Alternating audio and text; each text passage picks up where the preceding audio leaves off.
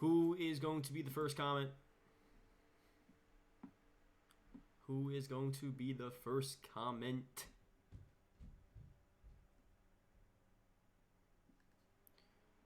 Who is going to be the first comment? Of the stream. Of the stream. Alright. Someone's got a comment. I got 3 viewers. I know you guys are lurking out there. U368. Ho, he's got it. Gotta put the AirPods away. Oh, I gotta put some chapstick on, you know? Gotta get ready. This type of situation. Oh, you guys commented. Alright, too fast. You guys commented too fast. Calm down. Everyone stop. Everyone stop, please. Stop. Oh my, okay. You know I'm gonna read all these. So, we have Shadow Blues, Zed Doctor, Mark. Oh, guys, calm down, please. Stanley. Lucius? Yo, I can't say that, man. Poppy, Buds, Patricia, Ethan, Austin, Elite Gamers, Race Barker, I am Rich Rap, Evil Peter, 2018 CRF, Liam, Gage. Thank you guys for joining the stream, everyone here. I'm losing track. Ancars, Samuel, Easy, Victor, Dead Channel, HJ, Bishop, Fiery, Call of Duty Fanboy, Shadow, Orochi, damn, Quinton, Vision Stealth, already with the $2 super chat. What's up, man? Thank you. First donation of the stream. Vision Stealth was donating last stream, and he's already out here for this stream. So seriously, thank you, man.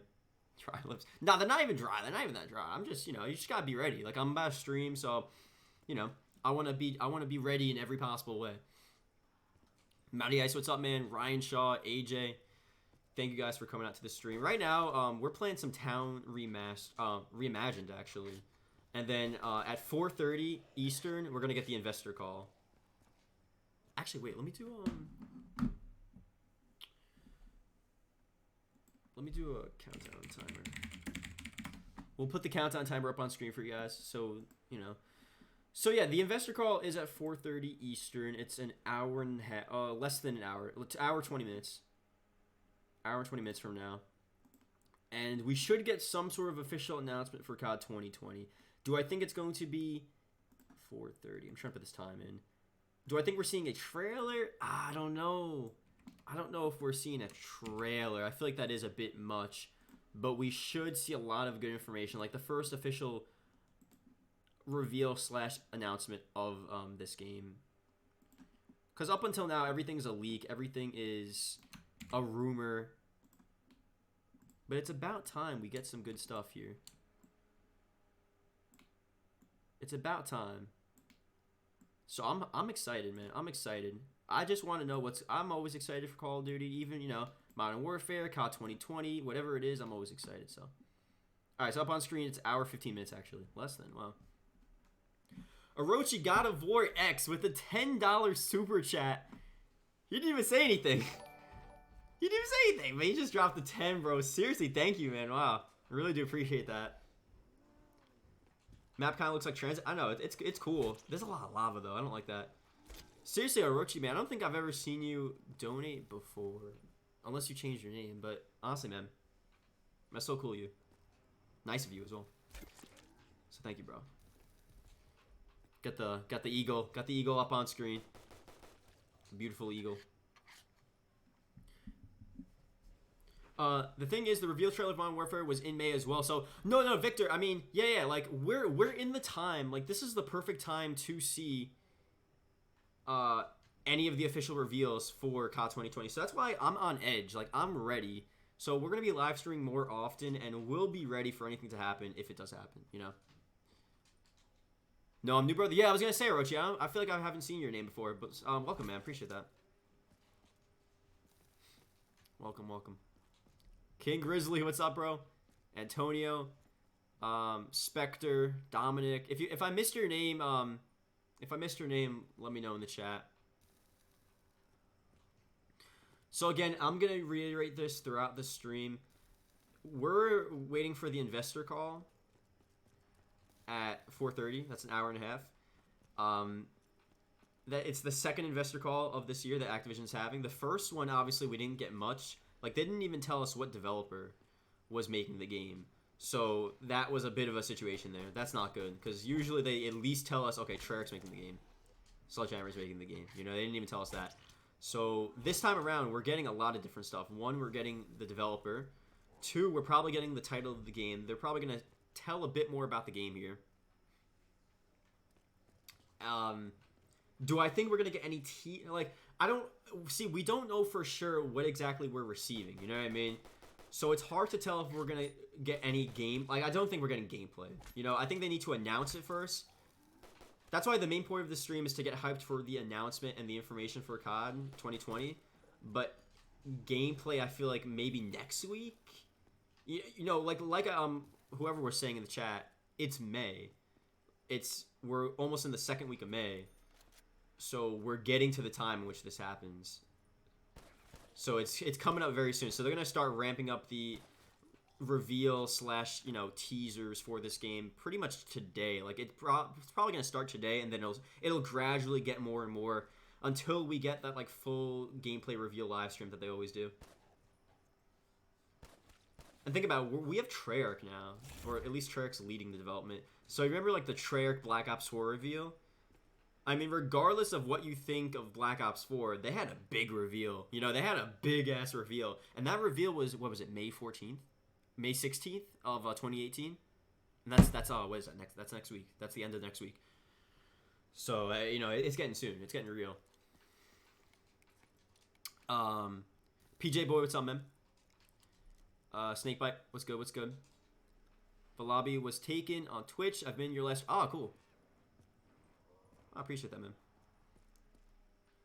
Ryan, will it be on PS4 and Xbox One? Yeah. I think it's probably gonna be one of those games where it's on all consoles. So they'll do, you know, PS4, Xbox One first, and then once the new consoles are released, they'll re-release it, I guess. And hopefully they do the free upgrade. So that would be nice. Oh, can't stop trying. Oh man, G Huncho. I like G Huncho though. Yo, G Huncho. Or I can just call you Huncho. Huncho. I do like the name.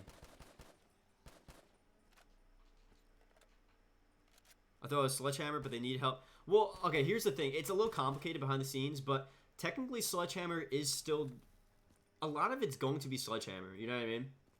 Like, a lot of the development of COD 2020 is majority Sledgehammer development. It's just like Treyarch came in, took over. Like, they'll probably focus on zombies. You know, that just makes sense. So they probably came in, swooped in, working a bunch on zombies, and then Sledgehammer will do their own stuff with, you know, campaign / multiplayer, and help with Raven as well. Hawaii, what's up, man? Badgers. Oh no, this is a custom map. This is Town Reimagined. Town Reimagined. It's pretty sick. It's cool looking. I like it. Someone said I was paused and they just knew it was Town Reimagined. Like, yeah, it's got a cool vibe to it. Yeah, honestly, like, Town looks good with better graphics. Imagine Town, or any of the BO2 maps on, like, next-gen graphics. Bro. That'd be so nice.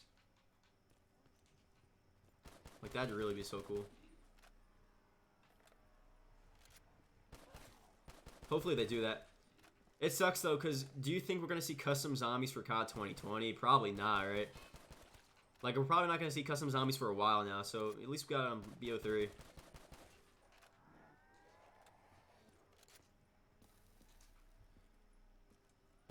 Point streak from MW... Yeah, no.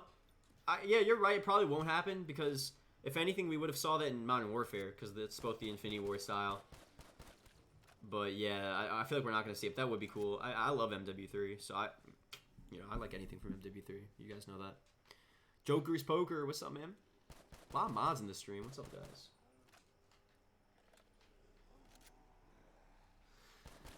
A lot of mods. Oh, yeah. Where's the... Is there a box anywhere? Or...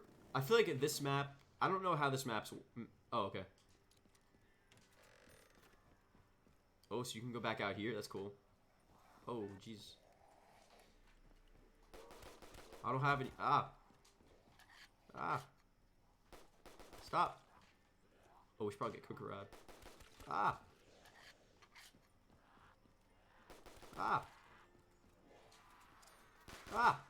Okay. Quick arrive. Are there any other secret areas, or is it just like town? Because I haven't played this map. I know they added that little door. That's cool. On the side area. Like, back here. Transit best map ever. Yo, Transit's honestly underrated. I want to go back and play Transit. Once I get a little better at zombies and I'm not trash. Like, I'm not bad, but... Hey. I want to go back and try to play Transit. I gotta get ready for that, though. I feel like I really have to be prepared. I'll see you, Victor. I'll see you, man. Yeah, you're lying. This is a town from Black Ops 2, but with Black Ops 3 graphics, and it's a reimagined version. Really sick, man. Because this is just like a good chill map, you know? I might go through... I mean, we still have an hour and 8 minutes, so we have time to play other maps. You know what I mean? So maybe we'll go through... I want to go back to Rust Zombies, because Rust Zombies for me is a classic. What is... Was this... Oh! Was this in the original? Oh, no, this is new. Oh, okay. Oh, this is cool. This is new, right? Yeah. Banana colada. Aha. This is cool, bro. Look how... It's like creepy. They low-key made town creepier with this custom zombies map. That's sick. See, we need this type of stuff in COD 2020, because especially if COD 2020's got the whole Vietnam, Cold War, zombies vibe. Like, that is a creepy, mysterious era. You know, there's a lot of weird stuff going on. A lot of, like, lying by the U.S. government. There's a lot, you know, that could be done with that. And I know they did it sort of with Black Ops 1, but if they can expand upon that, you know, add some fiction, obviously make it a bit more creepier than it actually was, and add zombies to it. Like, I feel like they could do a lot of cool stuff. So hopefully they do that.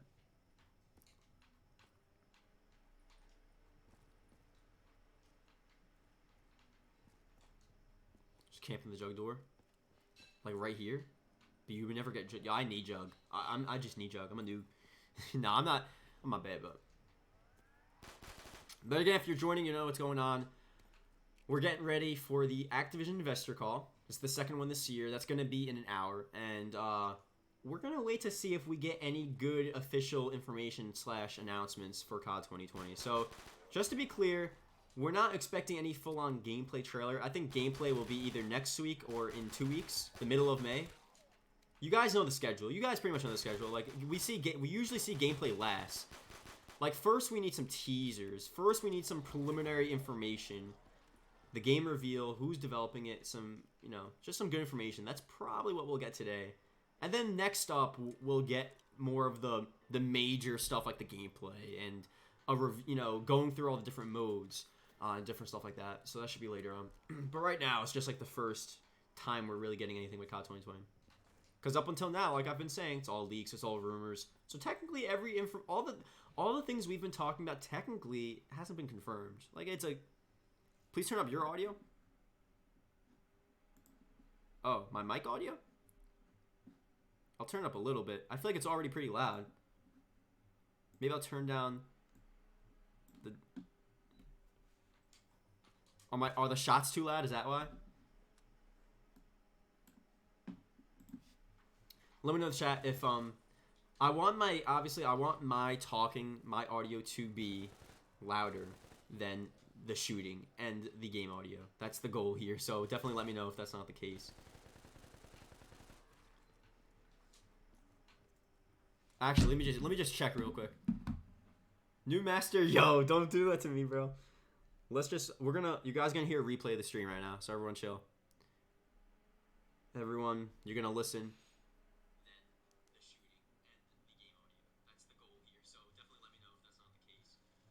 Oh, I feel like the game value is so low. Oh, let me turn it up a little more. Wait, it was low.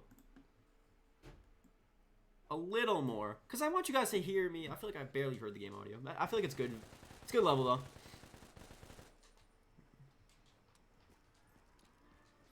Zombie seems to be slowly dying, but I hope not. I mean, it's low-key kind of back right now. But yeah, I think COD 2020 is going to be a big indicator to see whether or not zombies really lives past what it's at right now. Do they come up behind me? I forgot. No, they don't, right? That'd be too OD. That'd be way too OD. I really want to do the thing where people donate and then like I have to do certain stuff. Like Noah J did the stream, or someone did a stream where like if you donate $1, I have to change my weapon, or if you donate $5, I have to like down myself. You know, like funny stuff like that. That'd be pretty funny to do. Cause I'd suffer. Like I'd definitely suffer. So it'd be good. I don't know. Maybe one day. Black Ops 1 multiplayer best. Ooh. I don't know about that. I like Modern Warfare. Modern Warfare is not that bad. I know a lot of people don't. A lot of people do. I mean, it's not the best. Don't, you know, it's not the best, but I still think it's cool, though.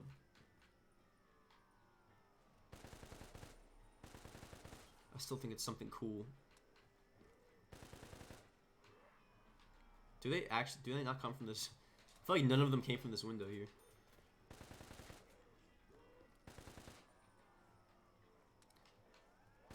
Well, we should just use this first. Should I be staying here or should I be going around somewhere else? I don't know. What's the strat, guys?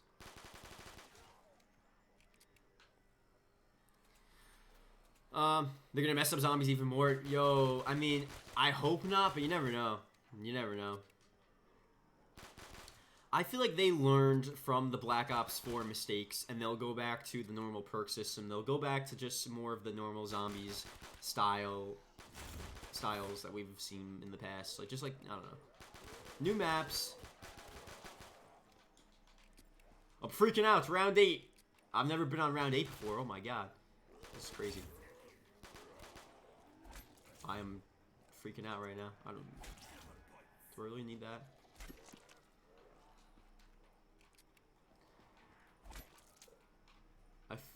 We're not gonna go in there, unfortunately, because I want to be able to train back here, and I don't need this door open, right? Let's be a little smart. We'll grab this, because I'm a runner. Guys, should I pack punch one of these weapons, or should I go for another gun? I want to pack punch the 5.7s. I want to just test stuff out. I just want to do different stuff, you know? M1911, yeah. I do miss that pistol. Tombstone. I don't know if I want Tombstone.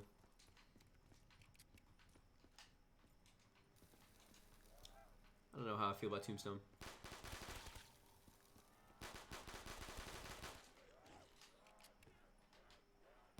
I feel like I'm gonna pack this just for the hell of it. Oh, jeez.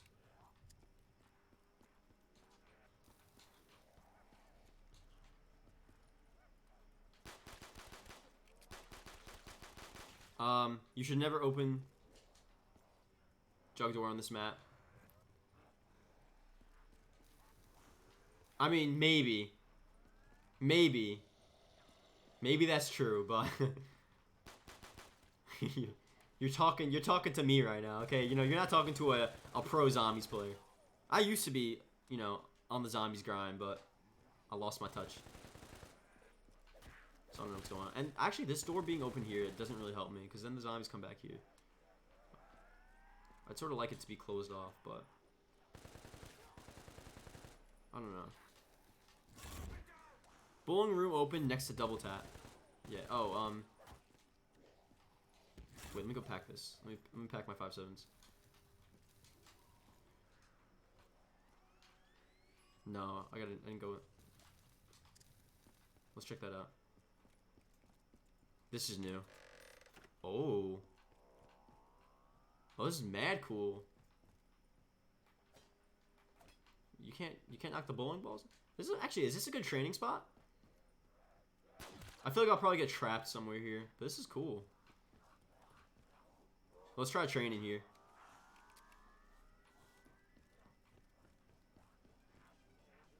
Nah, wait, this is definitely a good training spot. What?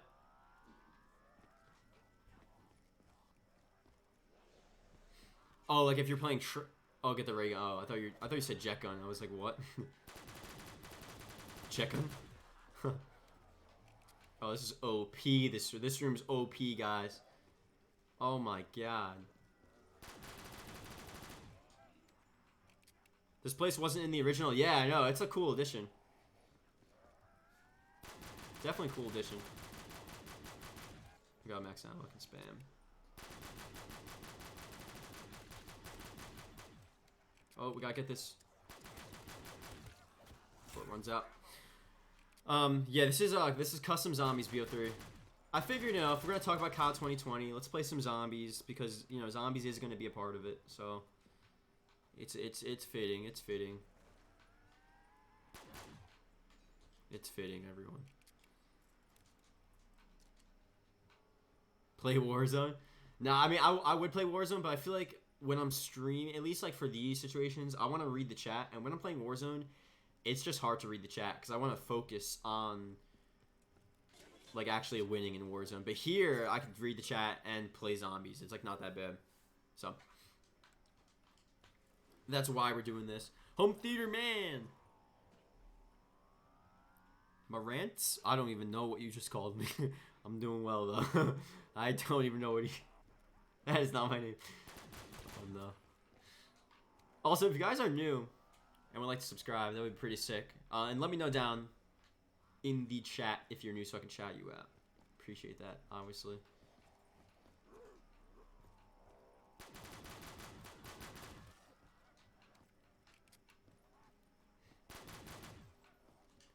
This is the pro spot. What else? I don't want to. We'll get a different gun. Like the Scar is good, but I don't know if I really care about the Scar. I want to use unique weapons. Like we're playing on Town Reimagined. Let's use some unique weapons. Come on, you know. Modern Warfare multiplayer was great, but like these days multiplayer is just your average week. Yeah, that's true. You're right. You're right. Nothing too special. It's nothing, you know. Why are you using the 5.7s? I don't know. Why not? I just figured, like, let me use something different. Because it's not like I'm playing an actual game of zombies. It's not like there's really any stakes right now. I'm not doing any Easter eggs. So might as well just mess around, use some different weapons. Like, I want a terrible weapon right now. Type 25 is looking good. I want something interesting. Like, something I never upgrade. You know? Something cool. Scorpion. Should we just do the AK? After this round. Carl Morgan with the $2 super chat. Welcome back, man. Appreciate that. Sup, bro? I'm back at it again. Hope you're good. Seriously, bro. I really do appreciate that. Carl Morgan coming out. He was doing the super chats yesterday. He's back again. Back in the stream. Thanks for coming back, man. Appreciate that. Seriously. I'm doing well though. Yeah, I'm doing well. I'm tired. I'm not gonna lie. I had a final this morning. Took my final. I got an 87. You know, it's good. I was trying to get in the 90s, but you know, it's not bad. It's not bad.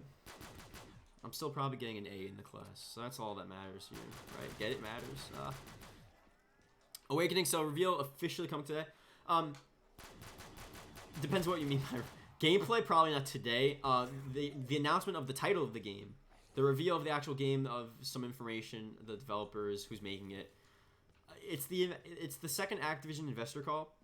So up until now, it's all just rumors and leaks. But this is like an actual time in which we'll know, okay, what is really going on with COD 2020.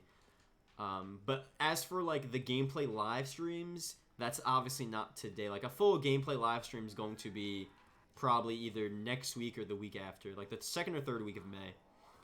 But that's different. Like the gameplay live stream is different. That's where they go through a lot of like that's a big deal. So it's obviously not today. But we still should be getting something good. Finally, some official information here. What was the final? It was Management 18. It was like information technology. So it's like Excel, network systems, computer stuff, different programs, softwares, stuff like that. It's like business technology sort. I don't know. It's a mixture of like computer science and business. IT, information technology, something like that. It was cool. SMR is the best gun, yo. That's what I'm saying. Like, I want to get the SMR in the box. I want to pack the SMR. I feel like this is my chance to use just random weapons. You know what I mean? Just like mess around with some random ass stuff. But yeah, you know how it goes out here.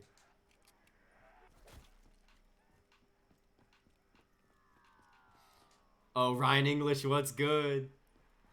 Ryan English, he's like, what's up?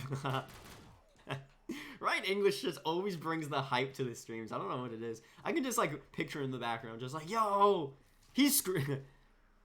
Dark Wolf with a $10 super chat. Get the Bohrat. Hey fam, big fan, keep up the good work. You're indeed a star. You got the star emoji on the rise. Damn, it made me feel good, man. What the hell? You guys are so cool. Dark Wolf, thank you, man. Seriously, $10 super chat, bro. I appreciate that. And we got, oh, it wasn't the Bohrat. I'm sorry, the Bohrat's $5. That was the scary movie. And Ryan English following it up with another scary movie shorty. I love the laugh, man. I feel like that's a good laugh. And Ryan English, you know Ryan English. He doesn't say any words. He just gets those weird emojis. So he's got the #1 fan with a blue pear jumping up and down, an athletic blue pear, I think. Ryan English is seriously again $10 super chat, bro. Appreciate that, man. Ryan English has been coming out to the streams though. So Ryan, I can't say his name. Ryan English, low key a regular to the stream. So. Low-key, actually high-key regular to the stream. So seriously, bro, thank you as well. Dark Wolf and Ryan English, did you guys like coordinate that to do that right back to back? Because those just came at me way too fast. Should I replace the 5.7s? Yeah. We got the AK. Let's replace them. We have points. Seriously, appreciate that, guys. Wow.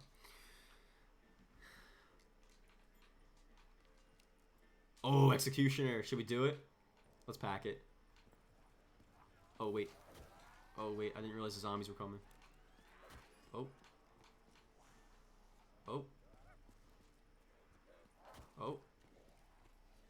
I gotta get in there, grab my gun. Oh! We got it. I'm still good. I'm still nice. Hell yeah, brother. My pleasure, my friend. Ah, thank you, man. Thank you again. I always wonder why Zombies Chronicles removed voice lines in Nocturne 2, but yeah, that is weird, because, like, I guess it didn't make sense, because in Zombies Chronicles, you're playing as the Origins characters, right? So, like, not the Primus. So, or no, are you not, no, you're not playing as Primus. Wait, I don't even know. In Zombies Chronicles, what characters are you playing as? Are you playing as the soldiers that was in the original Noct? Or are you playing as, like, Primus? I forgot. That's actually interesting. That's an interesting question. Let me go through it again, just in case you guys are joining the stream. You know what's going on. So in I don't even know, 40 minutes or so. What does the countdown timer say? 50 minutes. Yeah.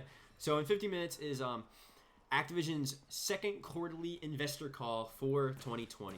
The first investor call, we got some information about COD 2020.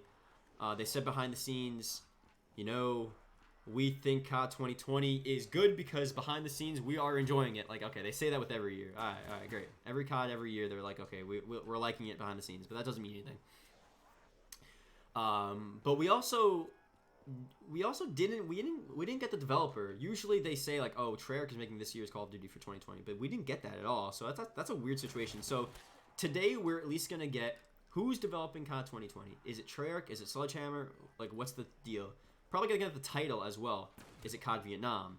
Is it COD Cold War? Is it Black Ops 5? Is it Call of Duty Vonderhaar? You know, is it Black Ops Remastered? Is it, you know, like, I don't know. Is it? I just don't know. There's so many possibilities. So, like, that's what we're gonna see, and maybe some teasers as well. And like I said, I've been saying, I don't think we're seeing gameplay. I just don't think gameplay is possible today. Some people may believe it's possible. I mean, you know, you could believe that. You could believe that. It's May. It's not like it would be a weird time to see gameplay. But I just don't personally think we're seeing gameplay just yet. I feel like they're gonna do some preliminary stuff today, and then, you know, like next week or in 2 weeks, we'll get some better stuff. We'll see though. I don't know. You never really know. At the end of the day, it's up to Activision. Activision decides whatever they want to do behind the scenes, and it's just like it's out of our hands. Sometimes they bless it, sometimes they give us good reveals, and sometimes they don't show us anything. So, like this, you know. We'll have to see. Just close your eyes and there will be no zombie. What? No, I want to do these zombies. Jigsaw Death, what's up, man? Welcome to the stream. Oh yeah, Ryan English, that's a fact. Today we also should find out, or at least hopefully, if there's going to be a delay. That's actually a big deal, because almost like all of these other games are being delayed because of you know, what's going on right now, pandemic, stuff like that. So that's actually a big deal, because if it's delayed, that's a huge announcement. That's a huge deal. Yeah, campaign in Vietnam would be really cool. I think most people are on board with Vietnam. Like, you know, I feel like most people like that type of vibe, you know. Also, guys, if you guys, I can't talk. I'm so tired, man. If you guys are new and would like to subscribe, I don't know I want to go for a sub goal, but I don't know how many subs we're at right now. But if you're new and you subscribed, let me know in the chat down below so I can shout you out. Obviously, greatly appreciated. We just hit 50K. We're trying to grind to, I don't know, I guess 60K is up next. I don't know, 55K. I guess you gotta start small. Gotta start small. Think big. Start small. Motivation right there. Is that motivation? I don't know. Yeah, let me know if you're new so I can shout you. I don't know. Let's see what we're at. Were you there for the 50K stream? That was such a fun stream. Oh my god. Because I didn't expect it all. Alright, we're at 50,284. So, let's go for 50,300. So, we're 16 subs away. Alright, that's not a bad goal. So, we're 16 subs away. So, if you're new, like, subscribe. We'll go for a mini sub goal. Let me know in the chat. 50,284. That's crazy. I remember when I had like 300 subs, man. That's actually wild. Oh, wow. That's weird. I'm getting flashbacks, man, to playing Advanced Warfare, having like 300 subs. 120. Crazy times, crazy times. 100K next. Kenny, I feel like that's going to be a while, but I mean, that's the goal. That's the dream. LOL Reed, thanks for something, bro. Appreciate that. Ryan English, got you, bro. Eat that lunch.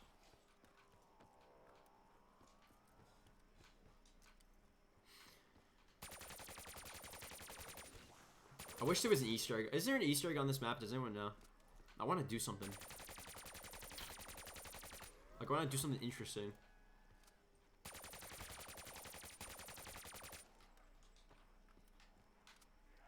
Grab that. What a strat this room is, though. That's honestly amazing. So technically we can open up that. We can get... Can we pack one to the death machine? Imagine if they made that like a secret thing. BO4 Zombies is not that good. They should bring back Transit as a map. Pre-order bonus for... You mean BO5? Or for season... Oh, for BO4? Or, I think even BO5. Or season pass holders. Well... I mean, according to the leaks are saying that that Transit is in Black Ops 5 or COD 2020. So that's actually pretty interesting.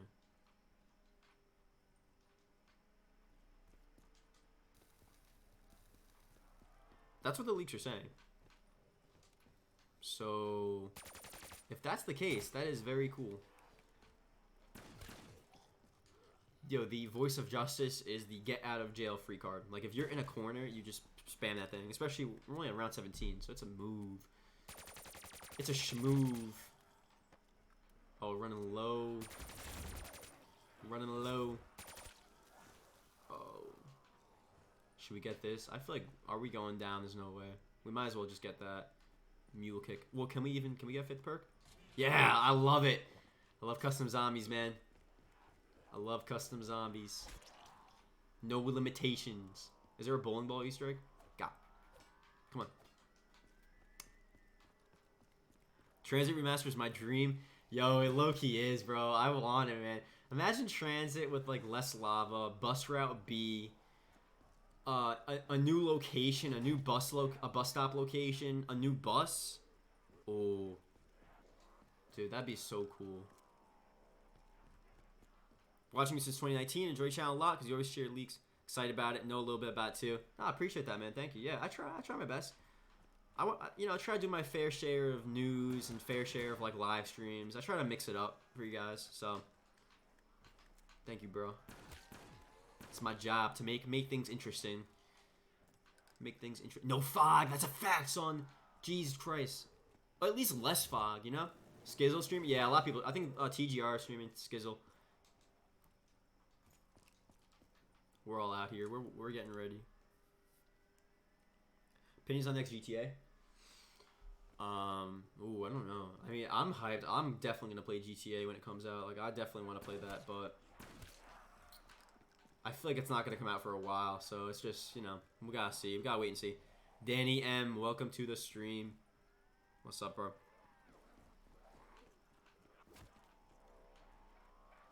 I mean, but GTA, like GTA 5, GTA 4, I've been playing for a while. Like, I've been playing GTA for just as long as I've been playing Call of Duty.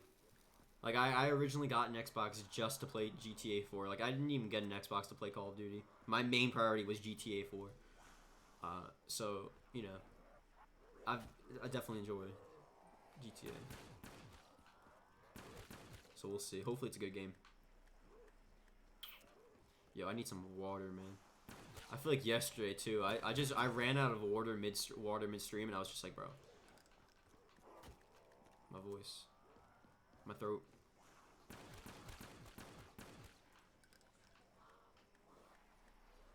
My voice, my throat. Yeah, new master, that's true. Custom zombies on console would have been a move. Like, I'm lucky I have a PC that can play this, but, a lot of people are, you know, they just have their PS4 or Xbox One or, you know, 360, whatever. Like, oh, wait, Black Ops 3 and the 360 is just whack. No, just kidding. I'm just kidding, but yeah, it sucks, right? Because there could be so many people playing custom zombies if it was on console. Call of Duty Korea, that'd be cool, like Korean War. I could see that. I mean, the Korean War might still be a part of COD 2020. You know what I mean? Like, it's still, just because it's not the actual title of the game, it could be a part of it.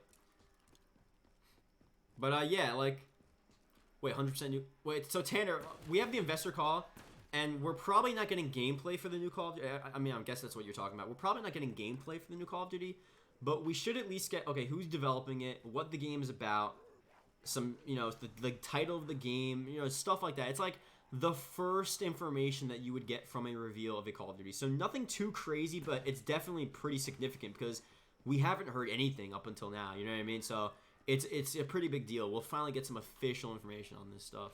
But gameplay next week, maybe in 2 weeks. So you gotta wait a little bit for gameplay. But it's coming though. This month it's coming. Carl Morgan, hey man, I got a surprise donation for you. The last 5 or 10 minutes before the call will be ready. Oh my god. Yo, I'm not ready, bro. I am not ready, man. Oh, I wonder. Wait, when did I get ammo for this? If anything, if you're gonna do a surprise donation, I think you should use the link in the description. Try to use the link in the description to donate, because I think it gives like a different effect, like a different animation effect than the super chat ones. So I guess if you are. Oh, you're getting me anxious now. I'm scared. I feel like, you know what I mean? Carl Morgan, oh my god. I'm gonna be shaking while I'm training right now.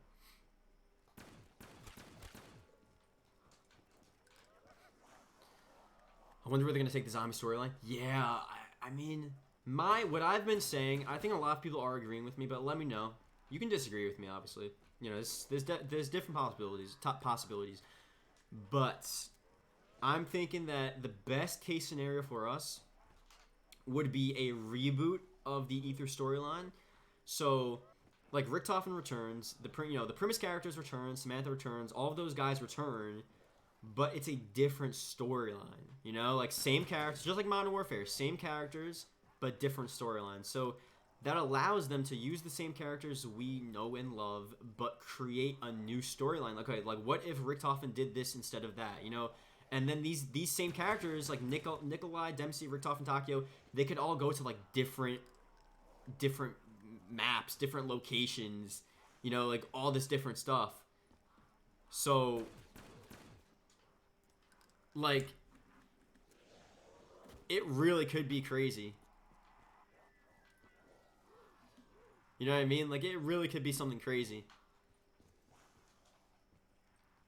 I think that could be cool. I don't want them to do the Chaos storyline again. I don't want them to do that. You know, it's just like, I know like a lot of people like the Chaos, but I just don't care.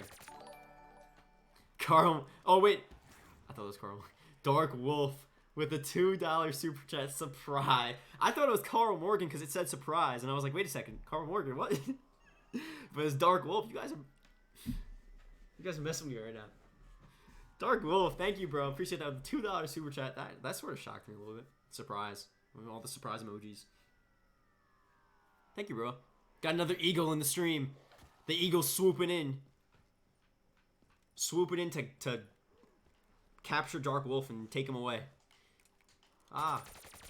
No, eagle. Eagle, don't do it. I like Dark Wolf. Don't do it. Bro, that's mad fun. What if, like, the eagle came up on screen and, like, it took one of you guys in the chat and just, like, kicked you out of the stream? Like, the eagle actually took you. That'd be mad funny. That'd be sick, like, if streaming, like, if there was some really cool stuff to... I mean, that wouldn't be fun if you guys got kicked out of the stream, but if there's, like, some cool thing where some random thing happened where it randomly selected one of the viewers in the chat and then just popped up on screen. Like, you know, it's just something cool like that. I feel like that'd be sick. There's probably a way to do that.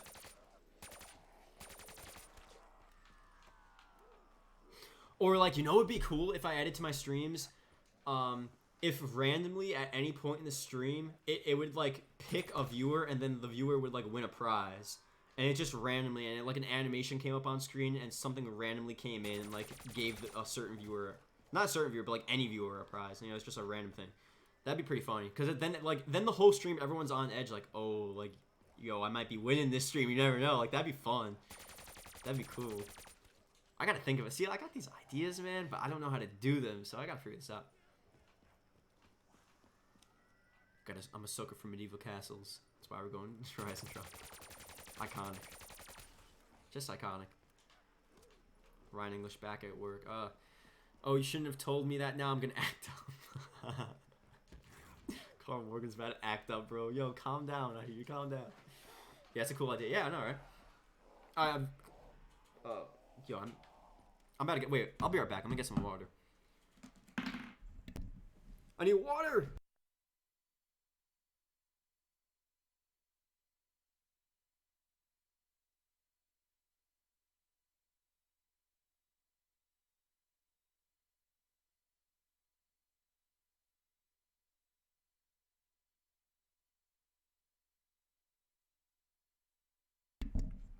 Oh, yeah. You know I got water out here. We got that water. I'm gonna make a H2O. Alright. You know that song? Wet, wet, wet. Call of Duty 2020 Spanish Civil War COD? That'd be interesting. I feel like they wouldn't dedicate a whole Call of Duty on that, but that would be cool. Oh, yo. Some good ass water right now. Give me like 30 seconds. Can I just let me just sip this water and then we'll get back to the game. You know, don't you know. They should mix the transit characters and the ether characters. Well, the transit characters are in like they're in the ether storyline, but it'd be cool if there was a map where it could be Marlton playing with Richtofen, like in the same game. You know what I mean? Do they have that? No, they have that on Alpha Omega, right? Wait a second. Don't they already have that on Alpha? No. Alpha Omega is the old order. Wait. I forgot. People are leaving the stream. No, come on. Why can't I just take a break? Don't leave. I'm starting back up. Don't worry. I'm starting back up. I can't ever just take a break. Every time I take a break, everyone's like, ah, fuck this guy. Oh, I cursed. Oh, sorry. Don't leave. I'm back. What was I talking about? Alpha Omega was old Richtofen and new Richtofen. And like old Takio, new Takio. That's what that was.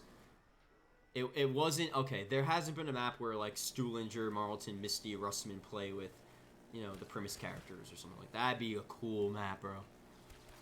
I like that map. Yo, I miss Misty, bro. Where's Misty at? What's that girl from Shadows of Evil? What's that girl's name from Shadows of Evil? I don't know. I miss her too. Misty though, Misty is a classic. Someone's talking about some stuff. New story. Yeah, I know. I mean, a new story would be cool to see, but I feel like, look, a new story with the same characters would be like, it's a win-win because you have a new story, so it's stuff we've never heard about before, but it's the same characters we know and love. You know what I mean? I feel like that's just the best case scenario. For me, at least. I don't know. Chances are they might not do that. Chances are it's going to be like a whole new story. Hopefully it's good. Hopefully the characters are like cool and we like get to like them and appreciate them and stuff like that. Ryan English says say we do a late night Warzone stream. Actually no, I have a stats final tomorrow. So I'm streaming now. I'm gonna stream for a little bit and then tonight I gotta study for statistics. Although I'm feeling pretty good. But yeah, that's a rough class. And then Thursday morning at 8:30 in the morning, I have a marketing presentation online. It's obviously online because we're all home right now. But dude, you're gonna make me wake up at 8:30 in the morning? Come on, that's wild. That's just not right. That is just not right, man. That's too early. So, you know. That's all I gotta say about that. But yeah, that's what's going on. And then after that, I'm good. So I can do a lot more streams. I just took out the S from that. And it should be good. Yeah, I think Kenny, the DLCs are gonna be free from now. I feel like Modern Warfare set the standard. Like, after Modern Warfare, everyone's going to be expecting free DLCs. You know what I mean? Like, they can't go back to paid DLCs because everyone's going to get mad. So, I think from now on it's going to be free. Like, crossplay, I think it's going to be there as well. Like, crossplay, I feel like now is a standard, which is good, but... yeah. Kill G Michael? Michael? I don't know. Let me know if I pronounced that correctly, but what's up, man? For Alpha Omega, it was Origins characters and the old characters. Yeah, that's what I thought. Marlton helped out. Yeah, okay. Marlton, yeah, he helped out for the Easter egg. Marlton was also there in Tag and Tony, right? Because I was watching, I think Tim Hansen played Tag and Tony, or someone. I don't know. Maybe Lex. No, I was watching Lex play Tag and Tony. He was live streaming like 2 days ago, yesterday. And I saw Marlton in the background, or I heard him. I was like, whoa. Exotic Switchers, what's up, man? Welcome to the stream. What's good, bro? Schools for fools? Yo, come on, bro. Come on. Gotta get the education, yeah. Everyone stay in school. Stay off the streets.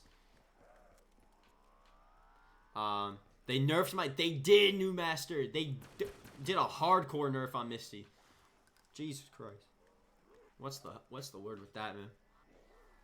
What happened to Misty? I should do a whole video on that. What happened to Misty? A Matters documentary. And it's like an hour-long documentary of what happened. Imagine if that'd be... 1 hour of just why did they reduce the size in a certain body part of Misty, a character from Black Ops 2 Zombies. What was the reasoning behind that?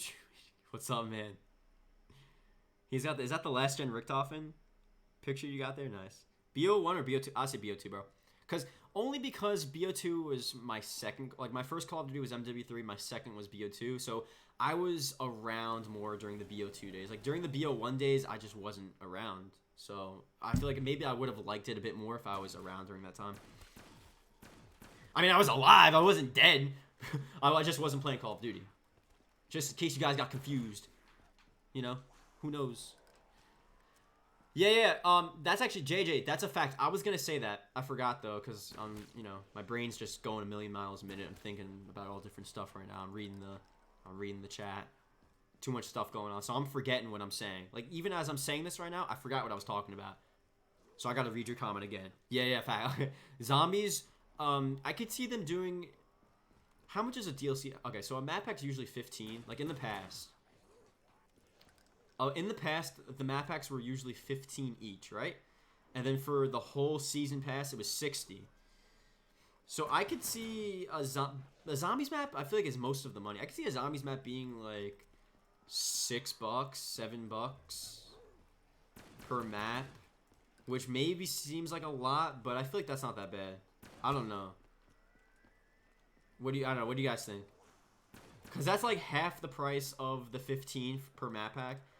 And I feel like the zombies maps definitely takes more effort to make than the multiplayer maps. So it deserves it being a bit more pricey. I don't know. Let me know in the chat what do you guys think. Free multiplayer maps and then like $6 per zombies map. I don't know. And then in total you can do like a 24, maybe like a $25 season pass for zombies, or I don't know, maybe a $30 season pass for zombies. That doesn't seem too bad, right? Because wasn't Zombies Chronicles like $30, bro? That's wild. Zombies Chronicles was actually $30. That's actually a lot of money. It was 30, right? I'm not bugging, right? I'm trying to see their earnings. That's a fact, Rob Knight. Yo, should I invest? I have a couple. I can invest. Nah, I don't know. I'm not trying to mess around with that right now. I'm streaming.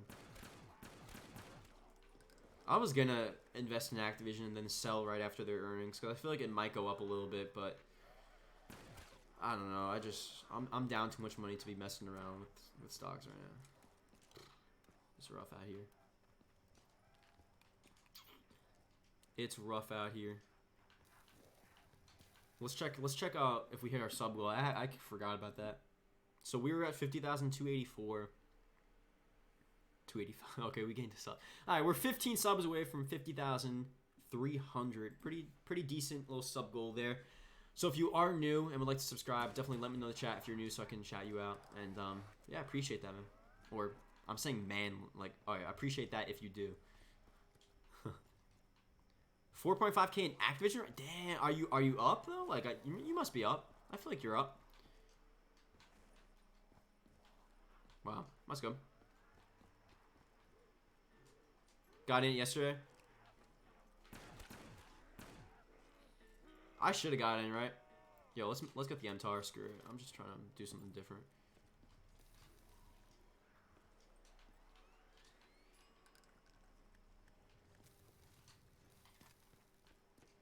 We'll see. Yeah, we'll see. Yeah, I'm not in it, so I'm just gonna watch from the background. Oh, look at the scope, the reticle. Carl Morgan has a theory. I have a theory. If they, oh, I got stuck. If they delay COD 2020, imagine if bundle, tease. Oh, they tease Black Ops 2 remaster. Oh, yo. I mean, okay, you were talking about that yesterday, but that's an even better situation. Like, the fact, you know, Black Ops 2 Remastered in itself is such a, like, that'd be such a crazy thing. That'd be so cool. But if they bundled it and if they tease, like, oh, pre-order COD 2020 now, and you get bundled with COD 2020 Black Ops 2 Remastered. Oh, that'd be the most pre-ordered Call of Duty of all time. Like, no doubt. You know what I mean? Like, for sure, the most pre-ordered Call of Duty. If they bundle Black Ops 2 Remastered with it, oh my god. Like, and the multiplayer and Zombies Remastered too. Jesus Christ. I'm getting the chills right now just thinking about that, dude. Oh my god. That'd be so good. I bought around 63. Wait, you bought at 63. It's 69 right now, you're saying. But this earnings is basically going to say what's happening short term. Yeah, well, that's what I'm saying. Like, honestly, like, if it goes up a little bit, like if it goes up 5%, I don't know, I'd probably sell a little.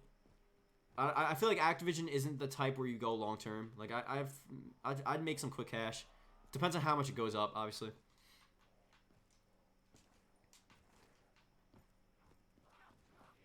But yeah, I feel like I'd make some quick cash, get out. Because I feel like everything is gonna. I don't want to talk about stocks right now, but I feel like we're gonna do a little bit of a dip, low key, pretty soon. Like we're already back to the highs in like late February. You know what I mean? There's no way we're going further up. We're gonna dip back down a little bit. Then I'll buy in a lot more. But right now we're still going up, and I don't know. This is not the stock stream though, but that's just my opinion. You never know though. You never know. Call of Duty Civil War. Imagine, like, I feel like that wouldn't be fun. Because we're just using, like, muskets and stuff. What guns were they using back then? Pandemic Warfare. That's going to be the, Covert Toaster. That's going to be the game in, 2030. 2030, they're going to make the game Pandemic Warfare. And it's just everyone sitting at home playing Call of Duty. That's the whole game. What a fun game. Doesn't that sound like such a fun game? Don't tell me no. Wait, I gotta pause again.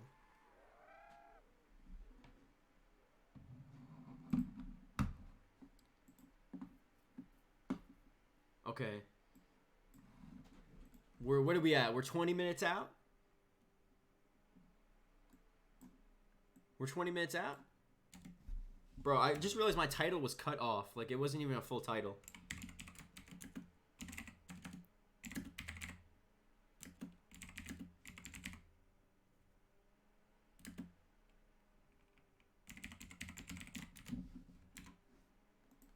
Someone should have told me that. Like, your title is just completely cut off.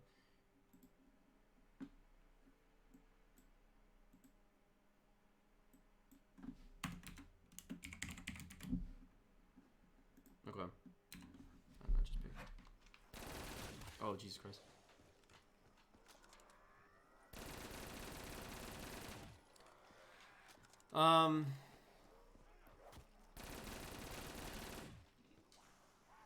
Do you ever think they'll make a sequel to COD Ghost or Event? No, but like that would be sick. I don't know though. I feel like that's not gonna happen, but that would be very cool. I feel like that would be very cool. But the chances of that actually happening, I guess, I don't know. Not too high. Just because I guess they figure like a majority of the population just don't care about Advanced Warfare. But little do they know, Advanced Warfare Ghosts. I played those Call of Duties a lot. I'm pretty good at them. I feel like that was my peak Call of Duty skill. You know what I mean? Like what the Call of Duty I played the most and the Call of Duty that I was the best at in terms of skill, probably Ghost and Advanced Warfare. I'm just being honest. So, just trap myself in the corner. So if they did remaster it, ooh, I'd be a little nice. I'd be a little nice. I'm not trying to flex.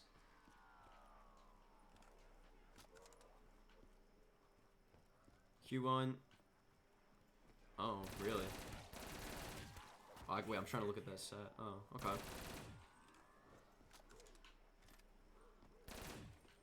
I mean, as the investor call is going live, I'll have the stocks up as well, and I'll check it out.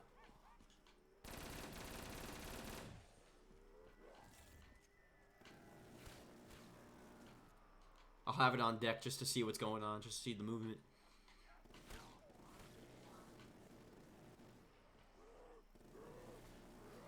How we moving out here. Jay, everyone hates transit, but I love it. Love is a strong word. I mean, Transit is a cool map. I'm not gonna say I love it, but Transit's definitely underrated. Like it's difficult, but like that's a good quality of it. You know, it's a lot of the maps are easy. Like Buried's mad easy, but Transit's a difficult map, and if you're good at Transit, like it's rewarding. Like it's fun if you're really good. Obviously, the fact that you have to go around the whole map to get all your perks and to get the box, like that does really suck.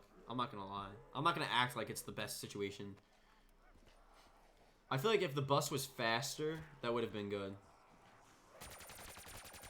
Or if there was a way to teleport to the different locations, that'd be cool as well. Oh, there's a lot of zombies. There's actually a lot of zombies in here.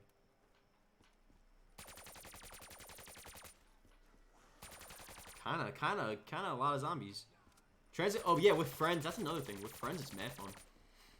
For sure. For sure. Oh, I feel like I'm always getting I gotta stop doing that. I want to get rid of the AK. I'm getting bored. Oh, I forgot we had Mule Kick. Oh. That's why I was like, how do we still have the AK? I thought we got the MTAR, but we have Mule Kick. Otro Coralensmas. Hola. Hello. Did I like COD 4 Remaster? I didn't look. I didn't play it that much, but it wasn't that bad. I didn't really play it that much though. Oh Jesus. Oh God. Oh, that's an interesting situation. Yeah, like during what was it, 2017, when Infinite Warfare and COD 4 Modern Warfare Remaster released, I wasn't even playing Call of Duty. Like I wasn't even uploading on my channel. My channel was dead. I was stuck at 37,000 for like 2 years. And pretty much all of 2017, all of 2018, I just wasn't doing anything for Call of Duty. You know, I wasn't uploading at all. And I was just playing like PUBG during that time. 2017, I feel like I was just playing PUBG and H1. I was playing H1 and PUBG. 2018, 2017. So like, I don't know. I got you, bro. I got you. I gotta say your name, bro. SMR buff? They should, right? Imagine SMR, best gun in the game, next game. SMR is kind of deadly, honestly. I feel like in multiplayer, it was really good at some point, and then they nerfed it, right? I don't know. I feel like that was a thing. Could be wrong, though, but... Oh, they're hitting me, dude. Oh, I'm getting stuck in corners. COD Infinite Warfare is 2016? Really? Oh, yeah. Wait. Oh, because World War II was 2017. Oh. Oh, okay, so, okay.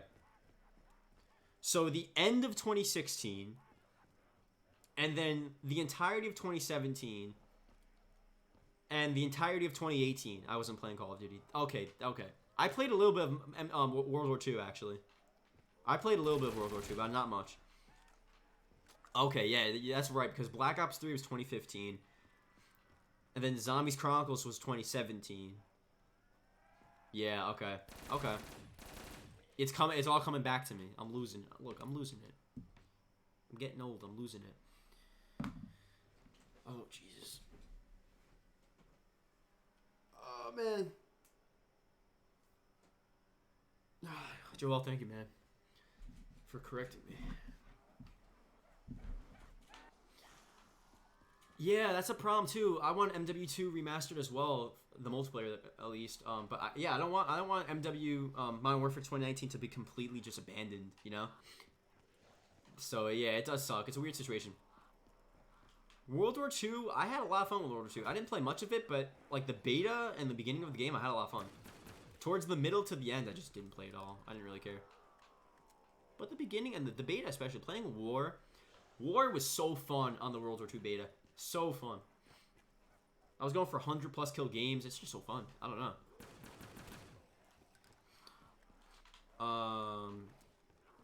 What are we at right now? We're like 15 minutes away from the investor call. Again, we're gonna see if we get some good stuff here for COD 2020. Gameplay, I'm not expecting. I feel like gameplay is going to be next week or so, or maybe in 2 weeks. But hopefully, we get some good developer information in the game. What's it called? COD Vietnam. Some information about the game itself. What game modes? You know, hopefully we get that type of stuff. So we'll be listening and we'll be ready. We'll be ready to see what we get. I am excited. Oh, the green's not popping up on the power-ups. What? Where's the green? Where's the green? 5 more minutes? Oh my god. Yo. World at War. I feel like I played World at War Custom Zombies. I didn't play. I've never played World at War multiplayer though, or campaign, or yeah. I played zombies. I played Custom Zombies and Zombies late in World at War. Ghost or Advanced Warfare? Ah, man, I don't know. I mean, now I would say Ghosts, but like back then, Advanced Warfare, I was good with the futuristic movement. I was nice. Like, I was playing GBs. Like, I'm just gonna be honest. Like, I was playing Advanced Warfare a lot, so I just was good at the game. So back then, maybe I would say Advanced Warfare, but now I would say if I would go back to any Call of Duty, I'd go back to Ghosts, you know? Because it's still boots on the ground. The maps are still kind of fun. You know, it's not the best COD, but it's kind of fun.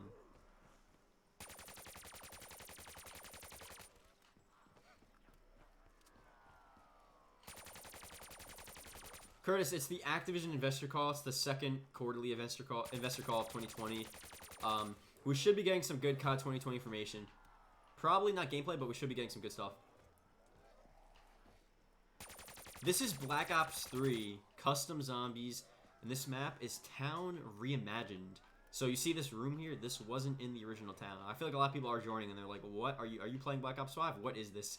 So yeah, this is Town Reimagined. Black Ops 3 Custom Zombies on the PC. On the PC.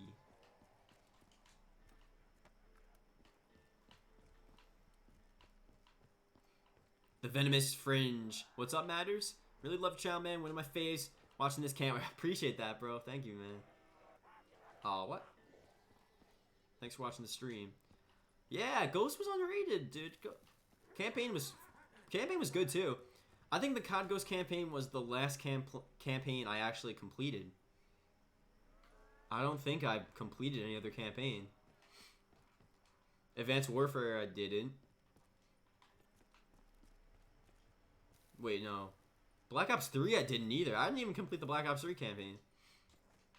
Wait, what was... Wait, I'm so confused. Advanced Warfare, I didn't. Black Ops 3, I didn't. Infinite Warfare, no, I didn't. Infinite Warfare, I didn't. World War II, I didn't. Black Ops 4, obviously I didn't because there's no campaign. Yeah, wow. Crazy times. Where's the box?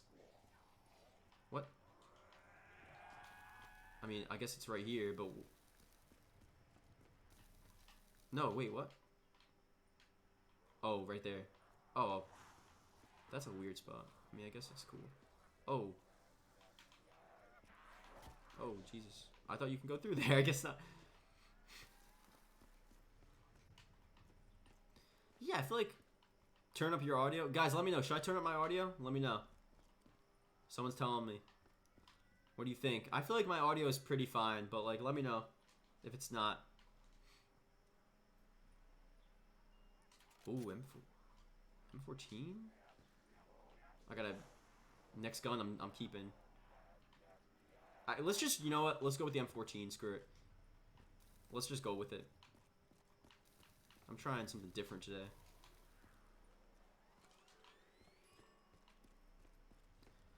$956 million for microtransactions. Q1. Oh my god. Yeah, that's true. Yeah, they're gonna do well then. Amnesia? Wow. Interesting gun. It's kind of nice, actually. Can be turned up a little bit? Okay. Alright, fam. You know what I did? I turned it up a little bit for you guys. I got you. What are we at right now? 9 minutes. Oh, Jesus Christ.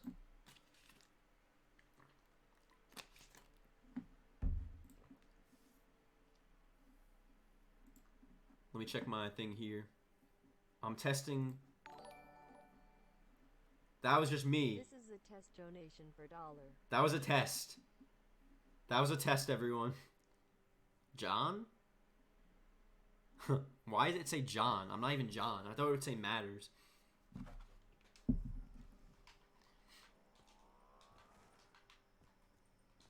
John. John donated. That was just a test, everyone. Voice is very quiet. Oh! How long are investor calls? I have no clue. I mean, I don't know. Maybe like an hour? Or maybe less than an hour? I don't know. Oh, let's get out of here, actually. Oh, I guess we're here now. Oh, Jesus. Wait, let's have this reloaded just in case. Is this... How good is this? Also, guys, thank you guys for subscribing. We're 11 subs away from our goal of 50,300 subscribers. 11 subs away. So let me know if you're new in the chat so I can shout you out. And yeah, thanks for joining the channel. Okay, I don't know about this gun. It's not that bad, but I don't know about. I know I miss BO2 as well, man. It was a fun COD. Oh no, it's good actually. We're around 28. It's like not that bad. Like, let's see. Well, oh well, actually maybe not because it's taking a while. It's like at least 4 body shots. No, wow. I mean, World War II, it was just boring. I know why people hated it. It was just boring. I feel like that was the main problem. Dakota, I'm new, just subbed. Thank you, appreciate that. Thanks for subbing.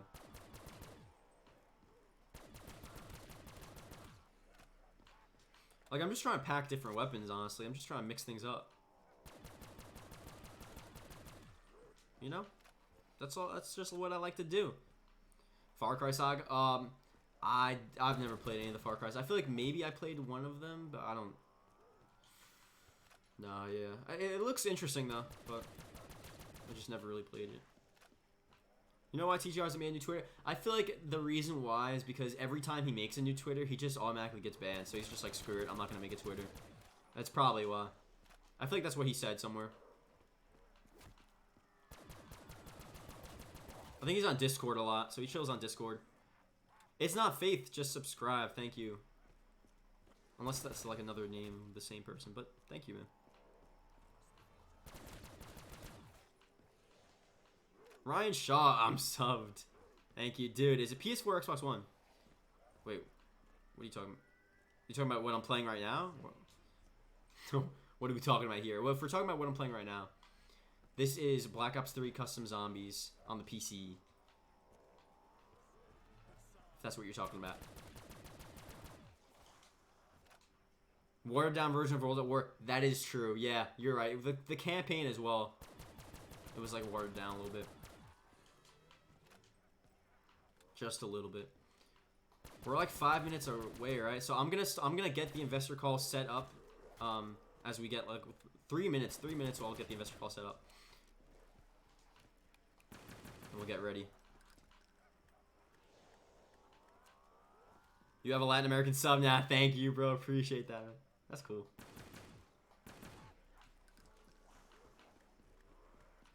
Yeah, I feel like they're gonna bring the Prestige back. I think that was just a Modern Warfare thing. They decided to try something new, get rid of Prestiges, but I think they saw that everyone just doesn't like it. Like, why would you want I don't know, the system is weird in Modern Warfare. It's just not rewarding. It's just weird. So I feel like they're definitely gonna bring Prestiging back.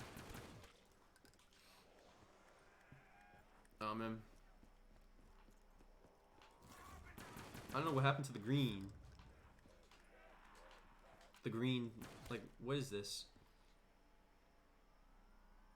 It's just floating. It wasn't like this the whole game. What's going on here? Oh, man. Alright.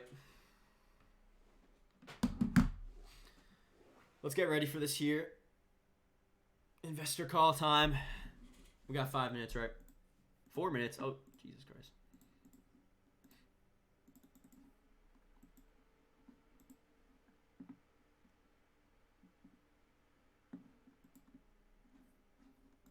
We're also going to look at Charlie Intel as well.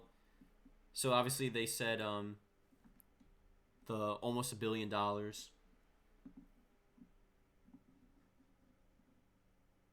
That's crazy, bro.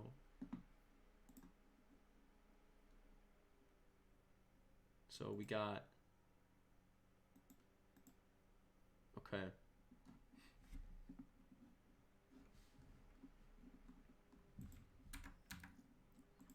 We'll end the game. Goodbye, Black Ops 3. 29. We could have made it to 30. That would have been good. Unfortunately, it did not occur this time around.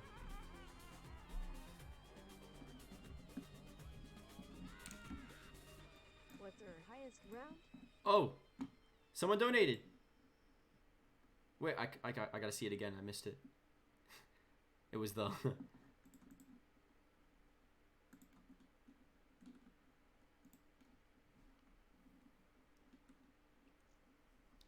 Jess Riley 98 donated 666. Oh man, of course he went for the 666. Thank you for the donation. That was from the chat, right? Yeah, that wasn't from the super chat. That was just a normal donation. Ah, cool. Thank you for the donation. Appreciate that. What's your highest round? I don't know actually. I forgot. I don't know. I've never gotten to round 100 though. I've never gotten to round 100. Click here for the webcast. All right, let's go in this here. Oh, wait, I gotta... Wait, let me just do this first.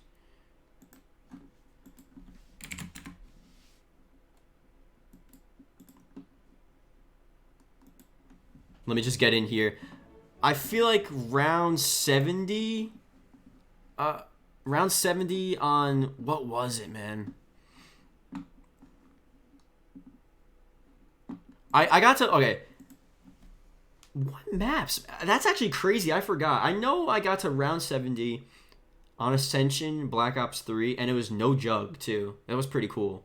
That's easy. I know that's easy, but that's just what I did. You know what I mean? That's just what I did. Oh, actually, by the way, Riley, Jess Riley, that was the first 666 donation I've ever got, too. So thank you. I'm happy I finally saw that. Like, that was cool. It's like, yeah, that was cool.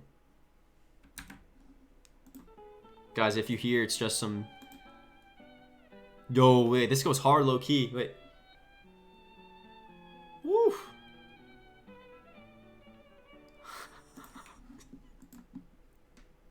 Yo, that music goes... Wait, let me play... Run that back, wait. Oh. I know you guys like this music. I'm about to get copyrighted, but it's worth it. Oh. Don't worry, I'm gonna stop talking, okay? I'm gonna stop talking when they talk, so don't worry, guys. Alright, let me mute it for a second. Also, guys, we're 7 subs away from our goal of 50,300 subscribers. So, again, if you're new and would like to subscribe, we're gonna be doing a lot of Call of Duty 2020 very soon. So, definitely, it would be nice, you know, join the channel. It'd be fun. And let me know in the chat if you're new, so I can shout you out. As I've been shouting out a bunch of people before, so let me know. Let me know down in the chat. Hopefully we can hear a little sub goal. And again, I'm going to play the investor call right now. I'm going to stop talking. And I think we should be good. We got this fire music in the background. Okay. It's done. That's it.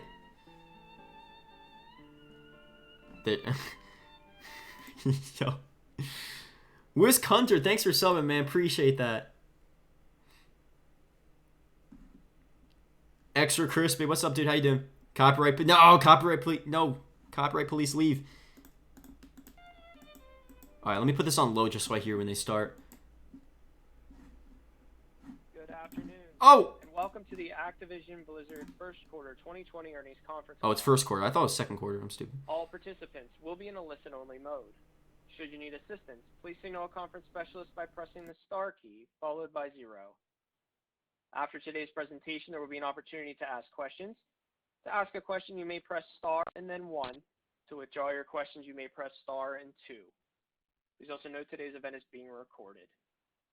At this time, I'd like to turn the conference call over to Chris Hickey, Senior Vice President of Investor Relations. Sir, please go ahead. Good afternoon, and thank you for joining us today for Activision Blizzard's First Quarter 2020 conference call. With us are Bobby Kotick, CEO, Daniel Alegre, President and COO, and Dennis Durkin, Company CFO and President of Emerging Businesses. And for Q&A, Rob. Wait, I just want to jump in real quick. Carl Morgan with the $20 super chat, bro. Seriously, thank you, man. Surprise, my friend. I hope you enjoy. Love your videos. Looking forward to more streams. I'll talk about that more after this. But seriously, bro, thank you, man. That's a really cool of you. Really nice of you to do. So seriously, bro, thank you, man. Hopefully we get some good stuff here.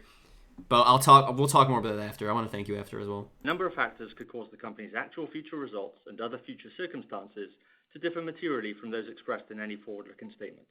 These include the impact of the COVID-19 pandemic, the risk factors discussed in our SEC filings, including our 2019 annual report on Form 10-K, and our first quarter 2020 10-Q, which will be filed shortly, and those on the slide that is showing. The company undertakes no obligation to release publicly any revisions to any forward-looking statements to reflect events or circumstances after today, May 5th, 2020. We will present both GAAP and non-GAAP financial measures during the call.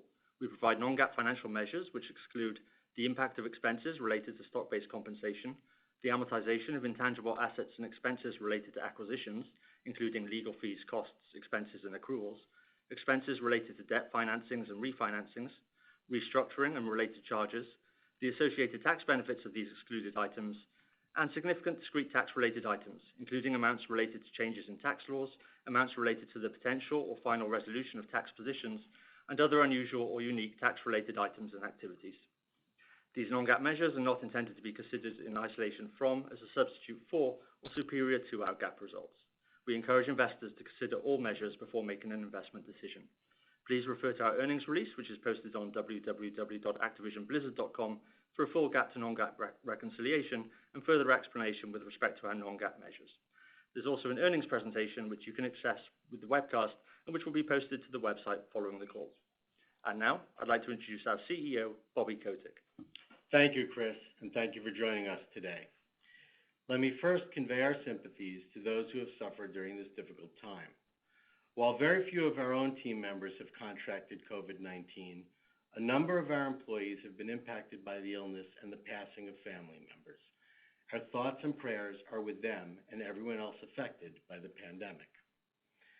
Quite honestly, I've been awestruck during the last 2 months by the strength of our employees and their families managing through unprecedented challenges from healthcare to childcare. Our teams around the world have shown ingenuity and incredible resilience. And even faced with so many difficulties, our employees still ensured that the joy, the social connection, and the unexpected benefits of gaming as a way to keep our 400 million players around the world connected and engaged and safely at home has continued without interruption. Our employees and their families have shown incredible empathy for those affected by the pandemic in their communities and across the world. They've organized meal deliveries, care for the elderly, even the use of their own 3D printers to create high-quality facial protection for their colleagues. Our teams have shown unwavering support for the first responders, nurses, doctors, and medical professionals working tirelessly in unimaginable conditions. Our corporate social responsibility initiatives have been expanded to support programs to provide healthcare professionals with a variety of resources, including faster, more effective testing and the use of tools like convalescent blood transfusion as a possible method of immunization. We've also increased our direct support for military families by millions of dollars. Through our team's dedication and incredibly hard work under very difficult circumstances, we delivered results significantly above our outlook for the first quarter, and this momentum will likely continue for the second quarter. I've conducted almost 100 earnings calls, and none was under a backdrop of so much uncertainty for the future. Our mission to connect and engage the world through epic entertainment has never been more meaningful than it is today. At a time when so many forms of social interactions and entertainment experiences have been shut down, we're providing entertainment with positive impact for hundreds of millions of people through our games. Our content and connecting members of our communities around the world is critically important. Our development and commercial teams quickly adapted to this new work environment, and as of now, we're on track to deliver compelling new content, including the World of Warcraft Shadowlands expansion and the next premium Call of Duty release, both of which are planned for the second half of the year. Our esports organization has quickly pivoted to remote production and continues to deliver live esports for both the Call of Duty League and the Overwatch League, a direct result of the hard work and flexibility of our team owners and our sponsors. In the face of unprecedented circumstances, our extraordinary teams also delivered extremely strong first quarter financial results. We significantly exceeded our outlook for both revenue and earnings per share. We reached new highs for first quarter net bookings across each of mobile, console, and PC, and we exited the quarter with accelerating engagement and momentum across the business as people around the world turn to our content for entertainment and connection. Performance in the quarter was led by Call of Duty, which is achieving tremendous scale and momentum across platforms, geographies, and business models. Following industry-leading launches for Call of Duty Mobile and Modern Warfare in the fourth quarter of 2019, the franchise raised the bar even higher with the launch of Warzone in March. With a free-to-play business model and cross-platform play, Warzone expanded Modern Warfare's reach, engagement, and player investment. Warzone to date has brought in over 60 million players since its launch. The exceptional results for Call of Duty reflect our team's remarkable execution as they innovate and take on new commercial challenges to grow and better serve our community. Their success demonstrates that free-to-play experiences across mobile, console, and PC not only extend the reach of a franchise, but can also lead to strong in-game monetization and sales of premium content. Call of Duty's success highlights the great potential across our portfolio as we continue to focus on extending our fully owned intellectual property to new platforms, new geographies, and new business models. Blizzard also recorded strong growth in the first quarter, led by World of Warcraft. After doubling in the second half of 2019, the WoW active community grew further in Q1. Blizzard is seeing strong increases in engagement across our franchises as people around the world stay home, adding to business momentum as our game teams execute against the strongest pipeline of content in Blizzard's history. At King, Candy Crush was again the top grossing game franchise across U.S. app stores, with engagement increasing sharply towards the end of the quarter.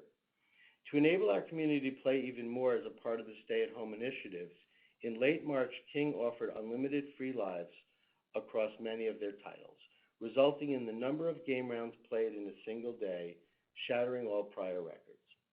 Momentum continued to increase in April with strong year-over-year growth in reach, engagement, and player investment. As we build on our strong first quarter results and our continuing momentum, I'm excited to introduce our new President and Chief Operating Officer, Daniel Alegre. From his long tenure at Google, Daniel brings deep experience building direct digital relationships with consumers, fostering strategic relationships with key industry partners, and driving rapid growth internationally and in early-stage businesses. His expertise and commitment to excellence and execution will be his focus. I'd also like to thank Cody Johnson for his extraordinary contributions to the continued success of the company during his 12-year tenure and for being a truly, truly valued friend. Of course, our strong business performance wouldn't be possible without the efforts of our dedicated, talented, and truly empathic teams around the world. We are so grateful for the work you're doing under extremely challenging circumstances. We're also appreciative of the continued support of our shareholders, partners, and players, and we wish you and your families health and safety through what remains a difficult time. And now, Daniel will review the highlights of our operations with you. Thank you, Bobby. I'm glad to be with you all for my first earnings call as COO, and really proud to be part of a company so deeply connected to its mission during this really challenging time.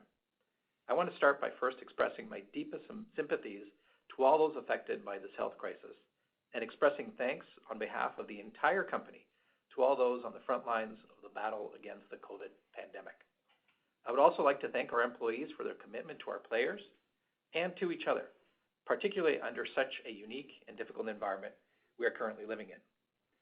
But before I discuss our recent operational highlights, I'd like to share with you my focus and priorities. They are simple: execution, execution, and execution. We have great franchises, and we will get back to what we are known for: superb execution. As Bobby said, the health and safety of our employees and their families remains our priority. I'd like to expand on the measures we are taking to keep our employees and their families safe and address our expectations for our development pipeline for the remainder of the year. All our offices had moved to work from home environments by mid-March, and we are fortunate to have had very few cases of COVID-19 across the company. Now, we are ensuring our employees and their family members are receiving the best possible care, and we're covering all costs of testing and treatment for affected employees and their families. We have increased access to telehealth resources and contracted private doctors and medical support in regions where employees live and work. We have had additional services to our already best-in-class health benefits and ensured that employees have access to the mental and physical well-being and support they need while at home. And we are continuing to find other ways to support our employees and their families, including services to help families balance work and home life. Now turning to development. The digital nature of our content means our creative talent can continue to work on our product pipeline from home.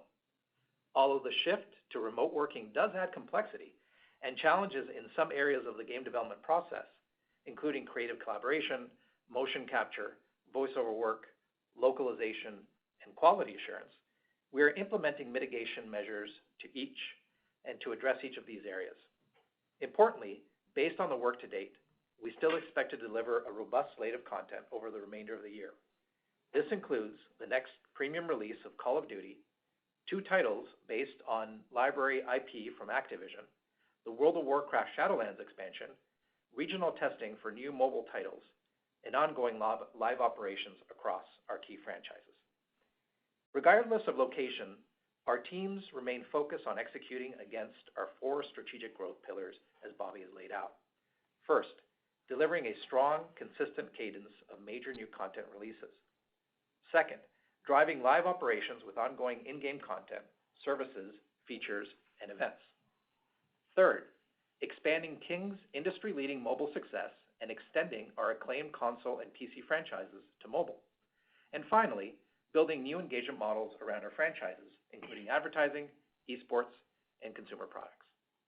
Now, more than ever, players new and existing are looking for connection through epic entertainment, and our mission is to make that available to them in whatever form they find most convenient.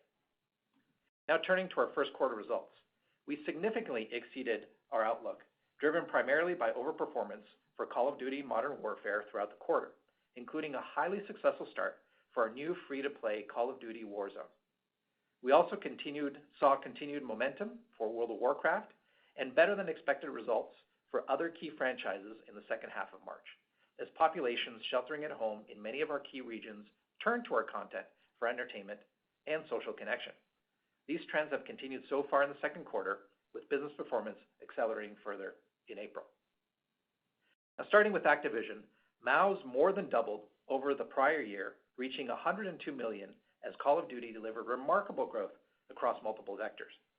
As we've discussed on prior calls, we made significant changes with the launch of Call of Duty Modern Warfare to enhance the player experience, expand the community, and deepen engagement. We added cross-platform play, introduced a new in-game content system, and removed the season pass to keep our players closer together. Modern Warfare entered the year with strong momentum, achieving substantial year-over-year growth in engagement, premium game sales, and in-game net bookings in both January and February. And the launch of Warzone on console and PC on March 10th really took the franchise to new highs. Warzone is a massive free-to-play experience where up to 150 players compete in a range of modes on a vast map, featuring cross-play and in-game system entirely integrated with a Modern Warfare Battle Pass. Warzone adds yet more compelling content for our Modern Warfare community and also enables an entirely new set of players around the world to experience Call of Duty for free. This response has been incredible. Warzone has brought in more than 60 million players since the launch, including many on the PC platform and in countries beyond Call of Duty's traditional regions. We are seeing the free-to-play experience driving strong incremental sales on the premium Modern Warfare title, adding to its sales momentum entering the year and rising demand from stay-at-home conditions. Modern Warfare sell-through in Q1 was the highest ever for a Call of Duty title outside of the launch quarter. Life to date, Modern Warfare has sold through more units and has more players than any prior Call of Duty title at this point after its release. Warzone also contributed to a further acceleration in Modern Warfare's in-game net bookings, which more than doubled year over year versus the prior game in Q1, even with the removal of the Season Pass. And this momentum has only strengthened. The third season of in-game content launched in April and is Call of Duty's best performing to date for both engagement and player investment. With the new free-to-play experience contributing to a massively expanded audience, unprecedented momentum in premium game sales, and robust in-game growth, we expect Modern Warfare's net bookings this year to be the highest for a Call of Duty game in the year after launch. And looking ahead, the next premium release for Call of Duty already looks great and remains on track for release later this year. On the mobile platform, the Call started to deliver an accelerated cadence of content in March, launching new seasonal events every 4 weeks, twice as frequently as previously. The combination of increasingly compelling content and events and stay-at-home dynamics drove the growth in reach and engagement in March, and player investment has followed, with April's Season 5 delivering the highest monthly in-game net bookings since Season 1. With deep engagement, substantial content in the pipeline, and opportunities to further refine the in-game system, we expect Call of Duty Mobile to be an increasing contributor over time. Q1 also saw the launch of the inaugural season of the Professional Call of Duty League. Originally planned in a local city-based homestand format, we quickly pivoted all matches to online play and remote production for the remainder of the regular season to keep our players and fans safe while still delivering premium esports content to a global audience. With the Call of Duty demonstrating the power of our franchise model across platforms, geographies, and business model, and premium content on track for the fall, we really couldn't be more excited about the growth trajectory for 2020 and beyond. Now turning to Blizzard. MAUs were 32 million in Q1, with each of Blizzard's key franchises experiencing a month-on-month increase in reach in March. Okay, they're talking about Blizzard right now. I don't know how I feel about Blizzard. Yo, they need to get to the COD 2020 information. They need to get to this COD 2020 information. They're putting us to sleep. Oh, Jesus Christ. Putting us to sleep right now. Oh my God. I'm going to get back, guys. I'm going to get back to it. Don't worry, but like, yo. Jesus Christ. Unless you guys want to hear about the Blizzard games.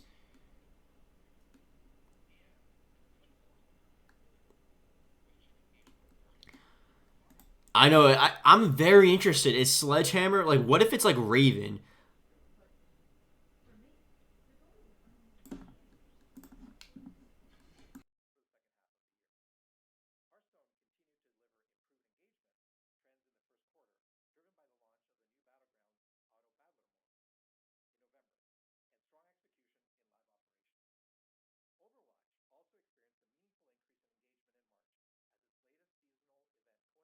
Stay-at-home effects.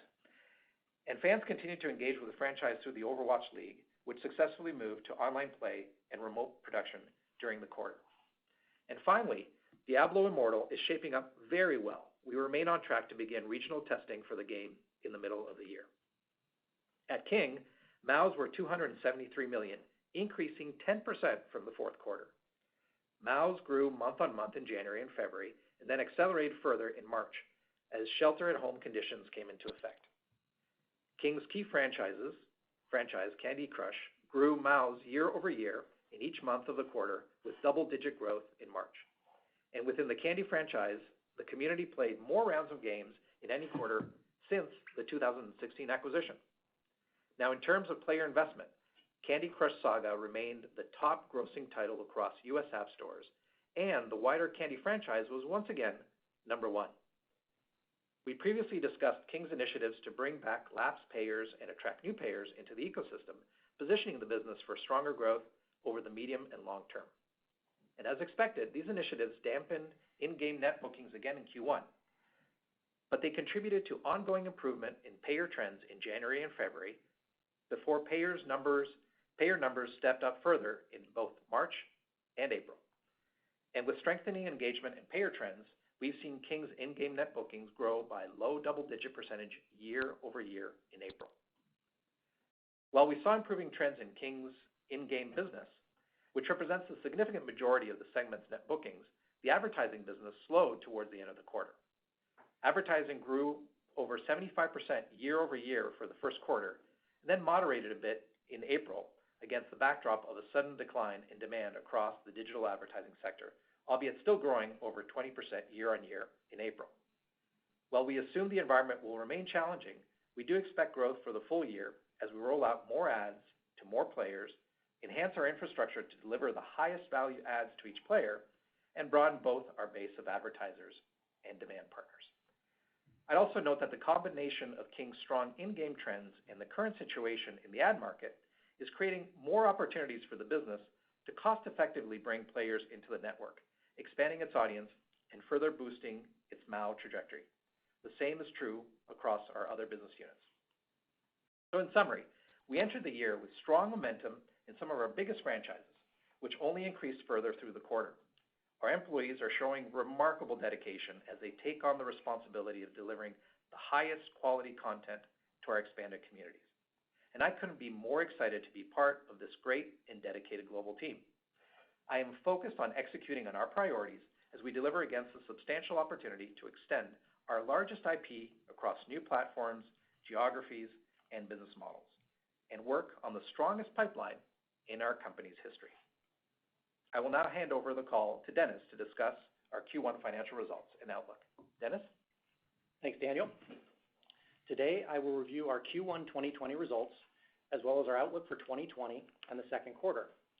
But before I start, I'd just like to echo Daniel and Bobby's sentiments about the unique environment we're in and share my sincerest sympathies to those who have been affected directly by it, as well as my thanks and gratitude to all our teams and employees who have so seamlessly transitioned into this new work environment we find ourselves in. Our digitally native business model, both on the production and the distribution side of our business, makes us well positioned to deliver world-class content and experiences for our players. Our teams take our mission and our responsibility to deliver fun and social engagement to our players in this tough time very seriously. They really didn't miss a beat during all this transition, and you can see the strong results of those efforts in our Q1 results and increased full-year guidance. Our first quarter revenue and earnings were well ahead of our prior outlook, primarily driven by our investment in creative and commercial initiatives for Call of Duty, delivering better than expected results throughout the quarter. In addition, World of Warcraft continued to over-deliver, and other key franchises and catalog sales also exceeded our outlook, benefiting from stronger demand towards the end of the quarter as consumers sheltered at home in many of our key regions. To review the quarter, I will start with our segment results. Activision revenue was $519 million, growing 64% year over year. Growth was driven by Call of Duty Modern Warfare and Warzone in-game revenues, strong game sales of premium Modern Warfare, and the addition of Call of Duty Mobile.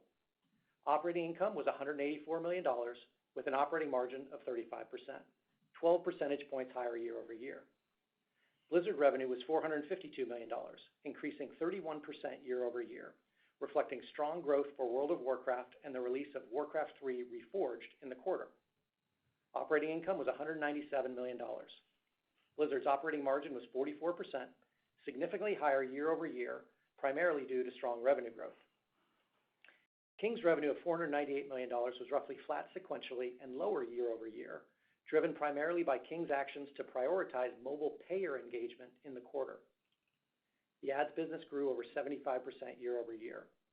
Operating income was $156 million, with an operating margin of 31%, lower than a year ago due to lower revenues and higher operating expenses as King made disciplined investments in expanding its player network. Across our segments, in-game net bookings grew 20% year over year to $956 million. Now let's turn to our overall consolidated results. Unless otherwise indicated, I will be referencing non-GAAP figures. Please refer to our earnings release for full GAAP to non-GAAP reconciliations. For the quarter, we generated Q1 GAAP revenues of $1.79 billion, $148 million above our February guidance. This includes the net recognition of deferrals of $266 million.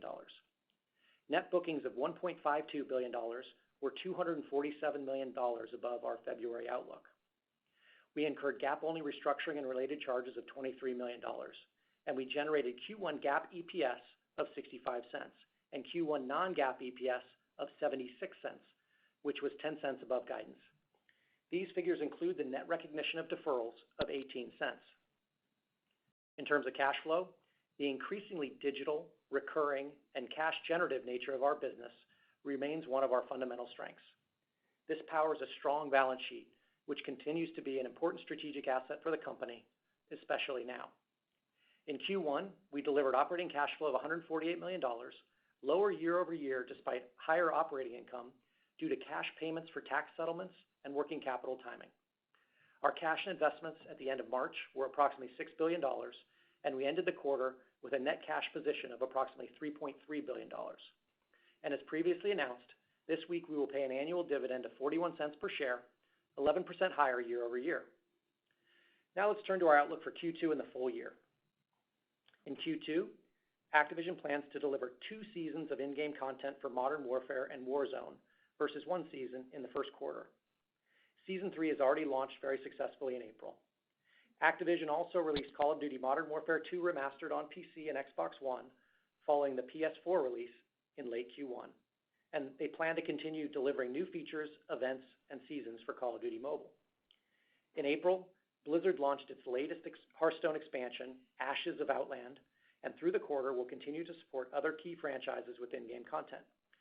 And King will continue to deliver innovative features, events, and live ops across its portfolio. Turning to the second half of the year, our planned slate includes a new Call of Duty premium title, 2 releases based on our extensive library of IP from Activision, and Blizzard's Shadowlands expansion for World of Warcraft. We will also continue to deliver in-game experiences for our other key franchises across our portfolio. And we continue to expect to begin regional play testing for Diablo Immortal and certain other mobile titles, although as discussed last quarter, we don't include any material revenue from these new mobile titles in our guidance. Before I discuss the specifics of our outlook, I'll provide some context. The full extent of the impact of the pandemic on our financial results will depend on numerous evolving factors that we are not able to fully predict at this time. While we have seen a positive impact on demand, there are also risks related to global economic weakness, rising unemployment, pressures on retail channel, pricing, and other factors where we have limited visibility currently. We have tried to be prudent in our guidance to account for these effects, and we believe there is a potential for overperformance if these risks do not materialize. Now, the addition of the Warzone free-to-play experience has further increased the reach, engagement, and player investment in Call of Duty, building on an existing strength for Modern Warfare and creating a strong foundation for future financial performance. As discussed, we are also seeing increased demand for our other franchises as interest in gaming grows.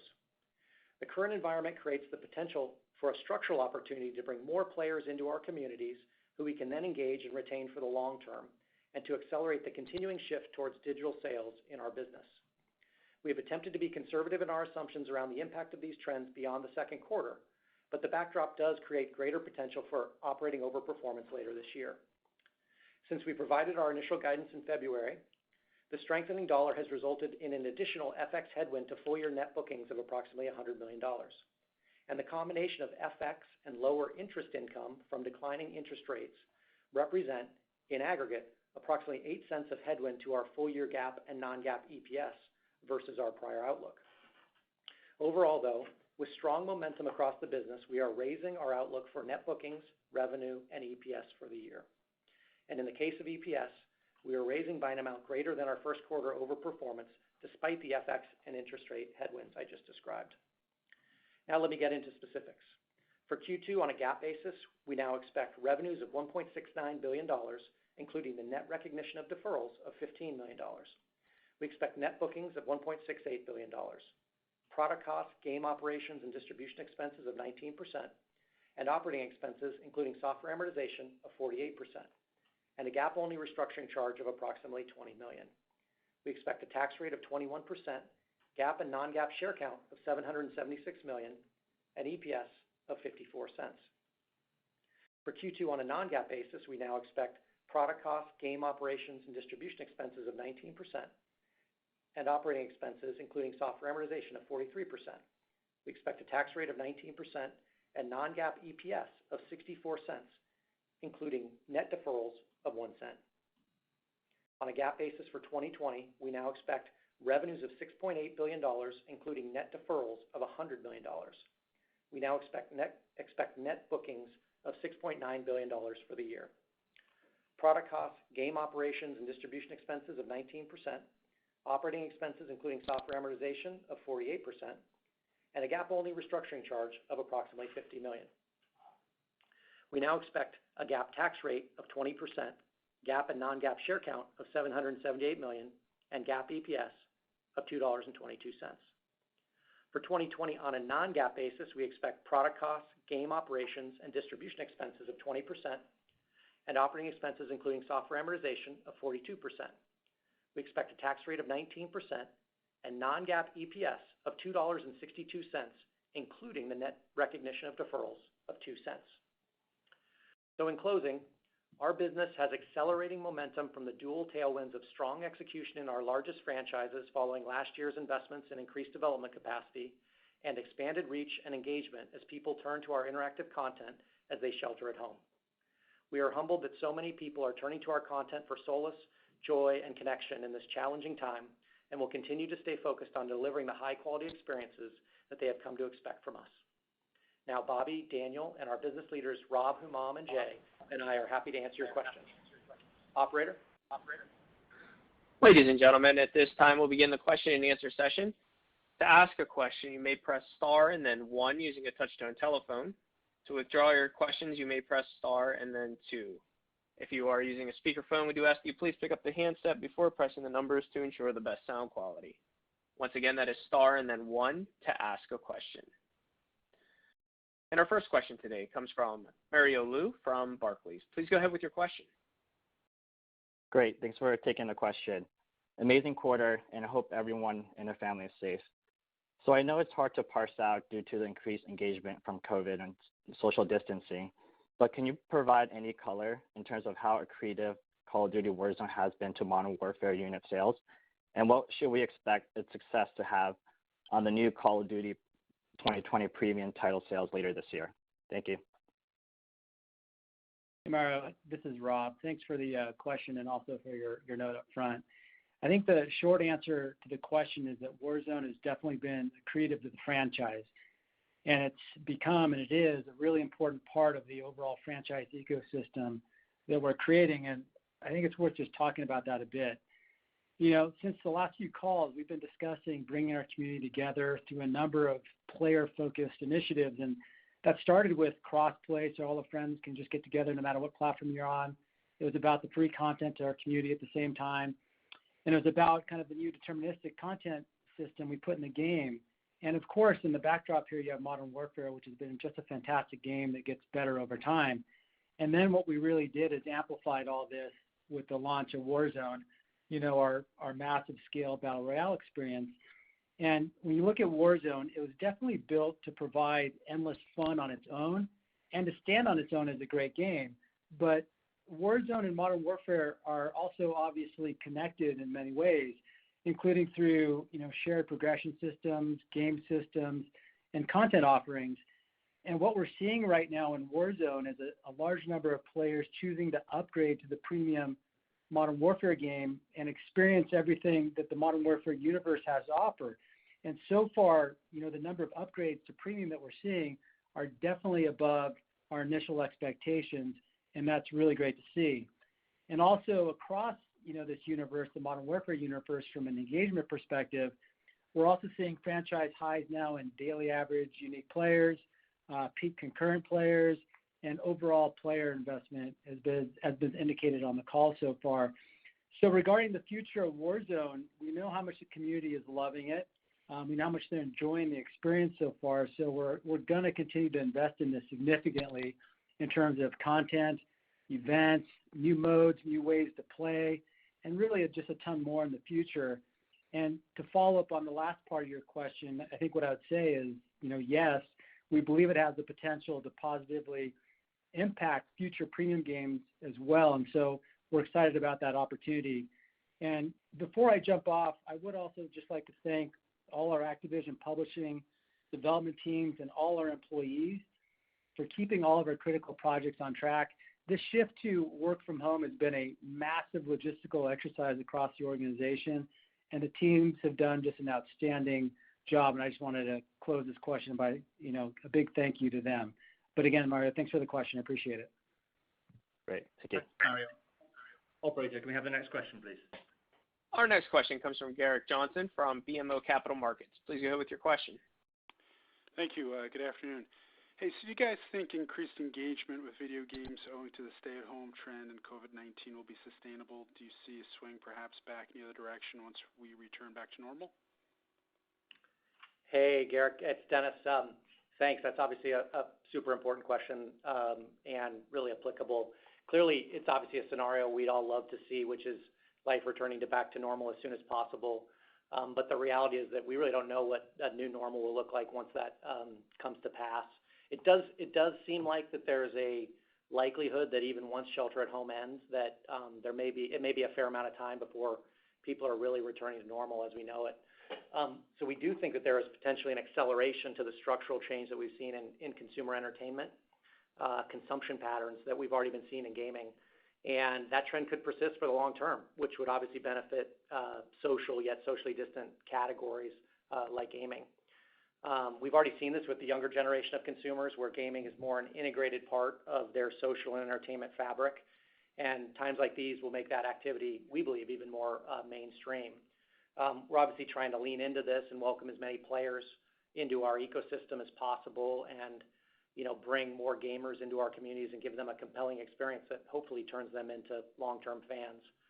We don't really have any great data points right now on what happens to consumption when people return from shelter at home, but we have seen in Asia that the strong momentum continues even as they've started to transition back.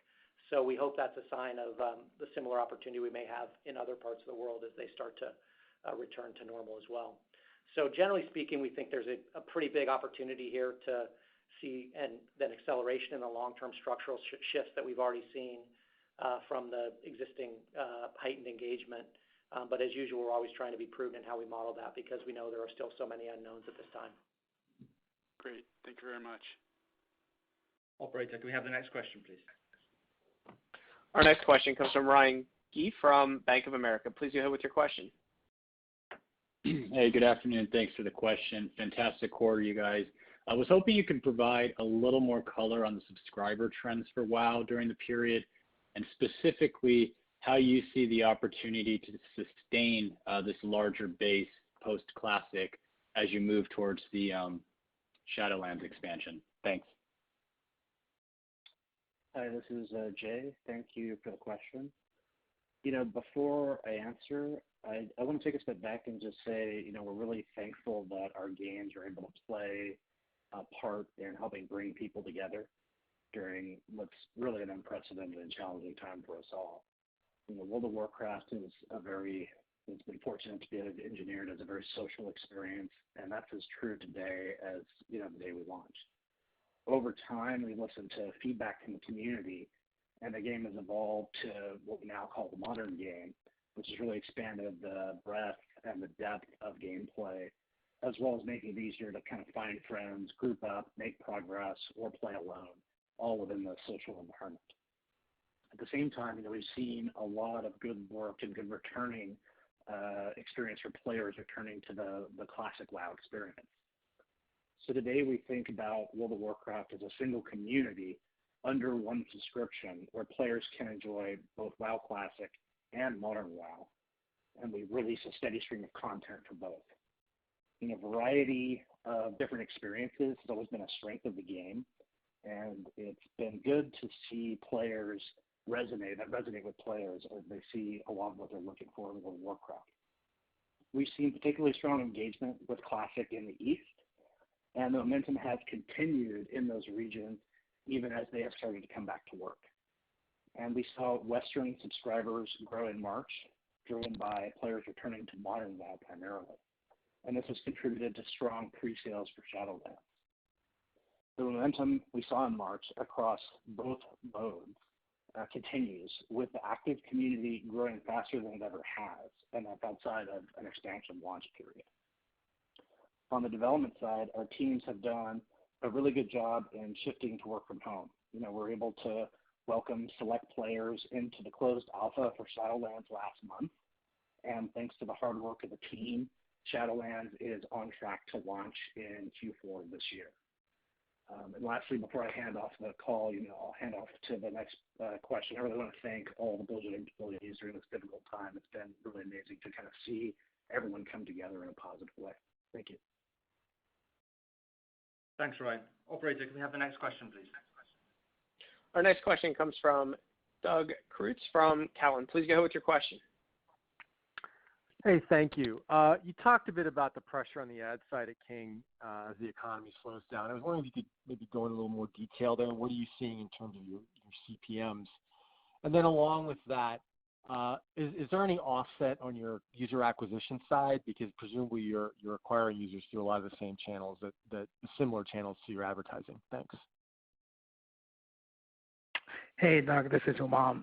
Thanks so much for the question. So we exited 2019, as you heard, with strong momentum in the ads business, and that's continued in Q1, where we saw in the quarter that we delivered over 75% year-on-year growth. And as you mentioned in the question, we saw deceleration towards the end of March within the broader advertising ecosystem. But the business did grow 20% year-on-year in April, or over 20% in April. So let me answer your question by talking about a little bit of what we're doing going forward. I think about the things that we're already doing and what must continue, and that's about rolling out more ads to more players, broadening our advertiser base, and working with more partners as we continue to build our tech infrastructure. But now we're actually increasing some focus areas that we see as kind of in the short and medium term will provide opportunities. So we're going to the brand advertisers and doubling down on the relationships in those sectors that aren't experiencing slowdowns, and they are experiencing actually sustained demand for their products. So the team is quite active there. We're also starting to leverage quite a bit of advertiser interest in very differentiated products like the sponsorship product that we have, which was new to our ecosystem, and seeing some really nice advertiser interest. And that really amplifies the value proposition of the King network in this environment. And then we are rolling out new technology in our games, and that's become the focus that allows us to really optimize our demand and get higher CPMs for the ads that we are showing. And that's been a focus in this quarter and continues to be for the year. So if you add that, plus you look at our network, which is truly global and international, what we're doing is we're looking at it as a pretty diversified set of opportunities. So when regions are starting to experience some recovery before others, we focus our efforts there as the opportunity may sit geographically in some places at a certain point in time. So with all of that, my expectation is that the advertising business does deliver growth this year. On your point on acquisition costs, that's the flip side of it. So what we're seeing is while we see that some advertisers are bad and smart, as King are seeing an opportunity to bring new players more efficiently than ever for our network. And when you couple that with a very different approach, it's good for us for the medium and long term. So when we do that, of course, that reinforces kind of both the in-app side of the house, the game business, and the advertising number as we continue to invest in the network. So yeah, again, kind of to echo a lot of what my colleagues have said, and before I hand it back to the operator, I just want to, thank the King team and the employees across King who have really not missed a beat as we have experienced something quite remarkable in going to work from home pretty quickly. And so a big thanks from me for the team and the incredible work that they're doing. Thank you. Operator, can we have the next question, please? Our next question comes from Kunal Mald from Atlantic Equities. Please go ahead with your question. Hi, thanks for taking the question. There's clearly very strong momentum in the business right now, but given the broader economic pressures from COVID-19, how are you thinking about the potential risks to consumer spending trends over the next few quarters? Dennis, thanks for the question. Obviously, we're in kind of uncharted waters, and there's not really any precedent for what's going on right now in the economy, which definitely makes us cautious and careful, maybe more so than normal. Relatively speaking, however, we do feel pretty good about the value proposition of our content, even in tough times. There's not great past precedents, obviously, for where we are, but you can look at least back to the past two market dislocations in 2001 and 2008 for at least some directional indication of how gaming has performed in challenging economic times. And what we've seen is that consumer recreational spending in the U.S., for example, was fairly resilient during those downturns. And if you hone in a little more specifically on entertainment, the global gaming industry fared extremely well and actually grew low to mid-single digits in these time periods, whereas broader consumer recreational spending declined low single digits. And we think that's driven by the low cost per hour of gaming, which makes it a great value versus other forms of entertainment. And so, if you compare that to the situation we're in now, where other forms of location-based entertainment, like going to movies, concerts, sporting events, whatever those may be, and they may not be available for some time for consumers for some period of time, this may also drive some share shift to gaming from those other categories. And thankfully, in contrast to other forms of media, we're very fortunate that the digital nature of our business enables us to not only to distribute content remotely, but to produce it remotely. So obviously an advantage for us to keep our content fresh. Another point is in those past recessions in 2001 and 2008, gaming's come a long way since then. Obviously, it's much more social and more connected and more mainstream. And our business is much more diversified too, across platforms, geographies, types of games, which is helpful when times get challenging. On the flip side, there obviously are more free ways for players to play games than there have been. So there could be more engagement with slightly weaker monetization. But in the long term, we kind of view that as an opportunity as well, because that usually normalizes itself. So I'd say there's puts and takes across the spectrum, but which is why, with all this uncertainty in the economy, we've tried to reflect these risks as we think about forecasting the business. But the strong momentum we're seeing gives us obviously confidence in raising our outlook even with this challenging backdrop. Thank you. Thanks, Kunal. Operator, can we have the next question, please? Our next question comes from Eric Handler from MKM Partners. Please go ahead with your question. Thank you very much for the question, and glad everyone is healthy. Follow up on Call of Duty. I wondered if you could talk a little bit how the funnel of players has widened for Call of Duty with the release now of mobile and Warzone, and along those lines, how much overlap is there for players between the three games, and what does that mean for overall spending? Basically, what I'm trying to get at is the spending per player additive when they play multiple games? Hey, Eric, it's Rob. Thanks. I'll take the question.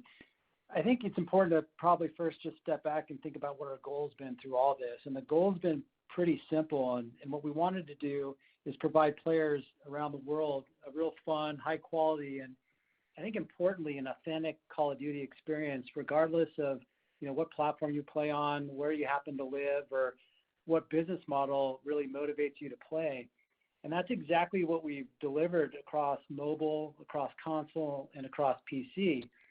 And if you look at some of the metrics over the last 6 months, as you've seen, in Q4 and both in Q1, we've crossed over 100 million MAUs and dramatically increasing our player base. And a lot of that's been driven by mobile and Warzone, of course, as is the ongoing success of Modern Warfare driving that. But through mobile and Warzone, we're definitely reaching new audiences and new geographies in ways that we just haven't before. And as I look at Call of Duty right now, it's more global today than at any point in its time in its history in terms of audience profile, and that's pretty exciting for us to see.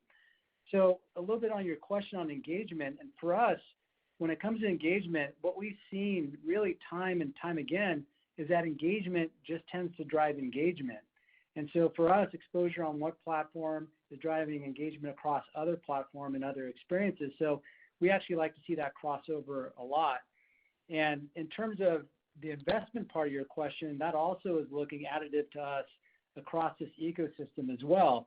In the previous question, I talked about Warzone and how we're seeing that as being accretive to the franchise overall.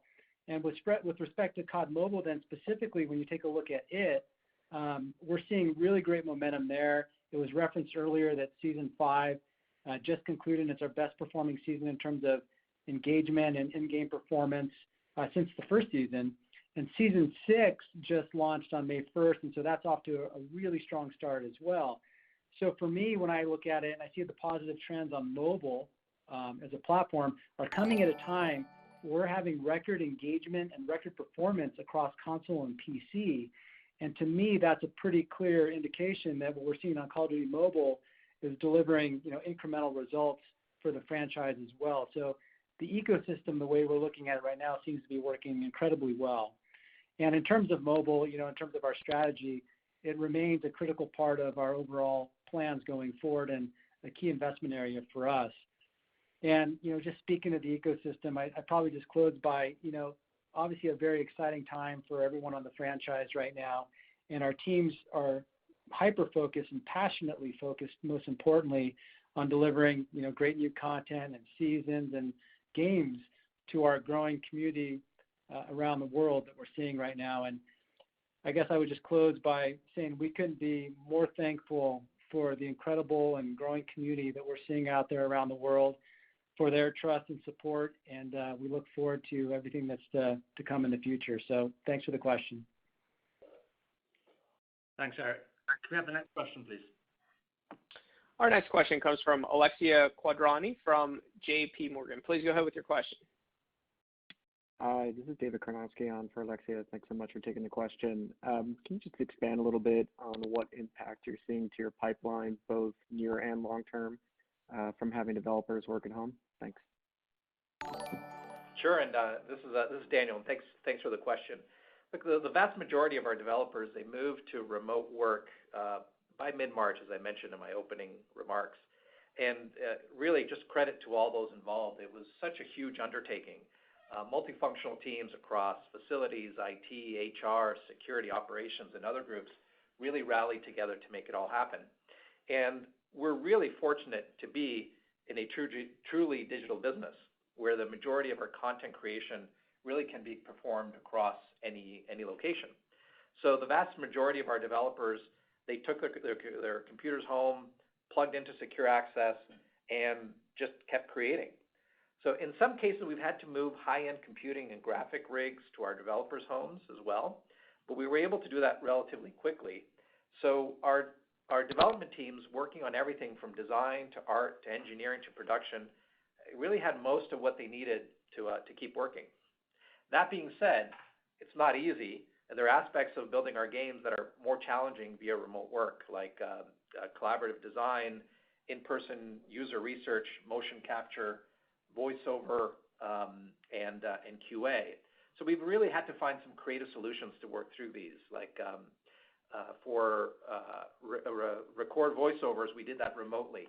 We've also enabled new secure access systems for some of the functions where large groups are engaging. But so far, and based on what we can see, and with true ingenuity and creativity from the teams, we're managing through this as best as we can. And what's really important is we just need to continue to provide our communities with the innovative content and features that they love and that they want to keep playing. So that's why I said in my prepared remarks that we're currently still on track to deliver our key content in the second half of this year. And my primary focus is to ensure that we continue to execute on these top priorities. And I would just add, I think that our teams are doing an extraordinary job right now on continuing to stay focused, work hard, deliver great content, but it is a challenging process. We still have a lot of uncertainty for the future, and I think that it's hard to know a year from now or 2 years from now what the impacts of all of this will be on our development processes, on the way we go to market, on the economics of selling games. So, there more to come as we have more clarity over the next few months. But we remain focused on execution of our strategy, and I think that our teams are doing a truly extraordinary job of accomplishing that. Operator, can we have the next question, please?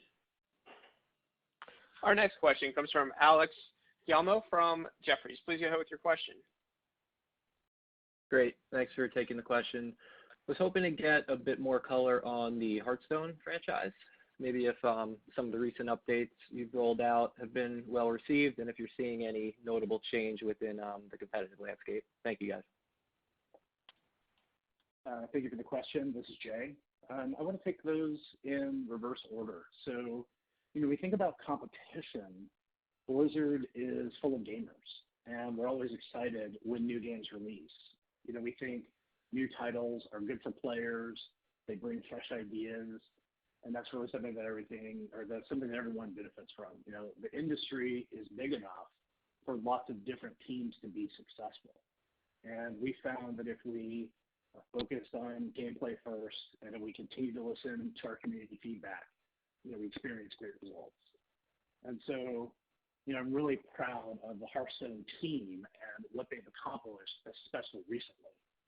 Under the leadership with an expanded development team, they've delivered larger content updates to players and have really maintained a high quality bar that we've set for ourselves. We rolled out the first major new game mode, which was Battlegrounds in November, that we talked about, and we've seen it bring players back and continue to drive renewed engagement in the game. And then last month, we launched the latest expansion, which was Ashes of Outland, and that's the first game that we've launched while we were in a working from home environment. And that expansion introduced the game's first new class. So it's the first new class that's ever been added to the game since launch, the Demon Hunter, and brought about really some of the biggest fundamental changes that the game has seen to date. The sentiment around the new features and the new content is very positive. And as a result of the steady updates in the game, we saw increased engagement in Q1 versus Q4 with further upticks in April. The Hearthstone team is looking to build on that momentum with a really good pipeline of content still later to come this year. And then, one of the things we've learned is that Battlegrounds has proven that new modes can drive meaningful engagement.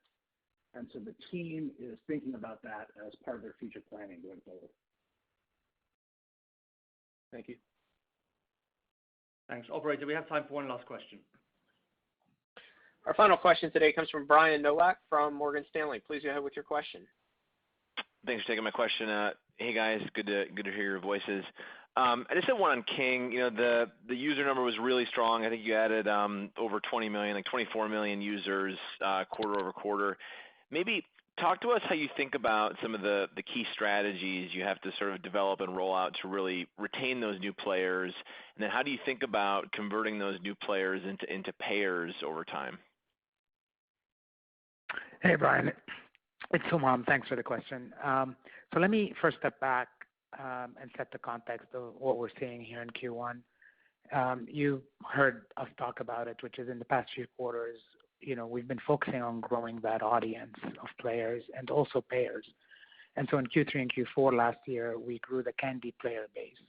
And then in Q3, we started introducing, initiatives that are aimed at broadening the payer reach across the network, which started improving the payer conversion mechanics in the second half of last year. So back then when we did that, you heard me talk about that there would be a trade-off in the near-term bookings, but we thought that's the right thing to do for the business, for the long-term health of that business. So we've seen that through the introduction of the right content and timely offers, contextually placed, more players start coming into the ecosystem and more payers start coming into the ecosystem. So in Q1, we went further with that approach, both on content and on offer management. And we started broadening our reach of the player investment initiatives. So we started building on top of that momentum and Candy, and we started expanding to all of our network in Q1. And so as that player base started growing steadily in the quarter, we started seeing kind of that momentum build. And in March, we saw even further acceleration. And then on the payer conversion, we started seeing some really encouraging results in Q1. And in fact, in Q1, we saw the strongest sequential improvement in payers that we've seen in many years. So the trends have really kind of started looking very favorable, and that's improved in April. So I'm really pleased with how the ecosystem has been building up, not just in Q1, but all the things that we've been doing from a content perspective and from a player engagement mechanics perspective in the past few quarters to get to here. So when I look ahead, you'll expect us to continue to do this. You'll expect content from us. You'll continue to expect more ways that we optimize offerings for different players to kind of go after those broader motivations.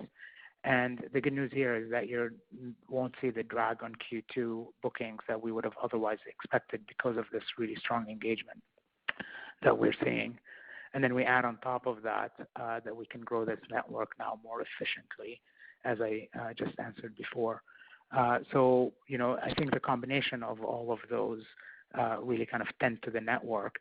And then where we continue to keep the players active is really about what the King team does incredibly well, which is innovating the content pipeline and the features within what's happening in the game to keep these players engaged and continue to kind of drive towards players and payer numbers increasing over time.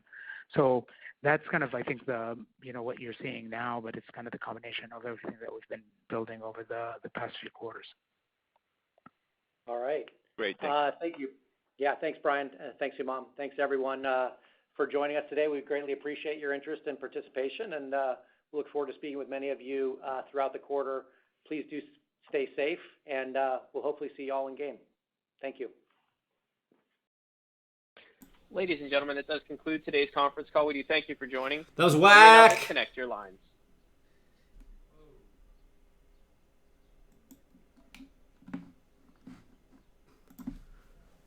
Bro,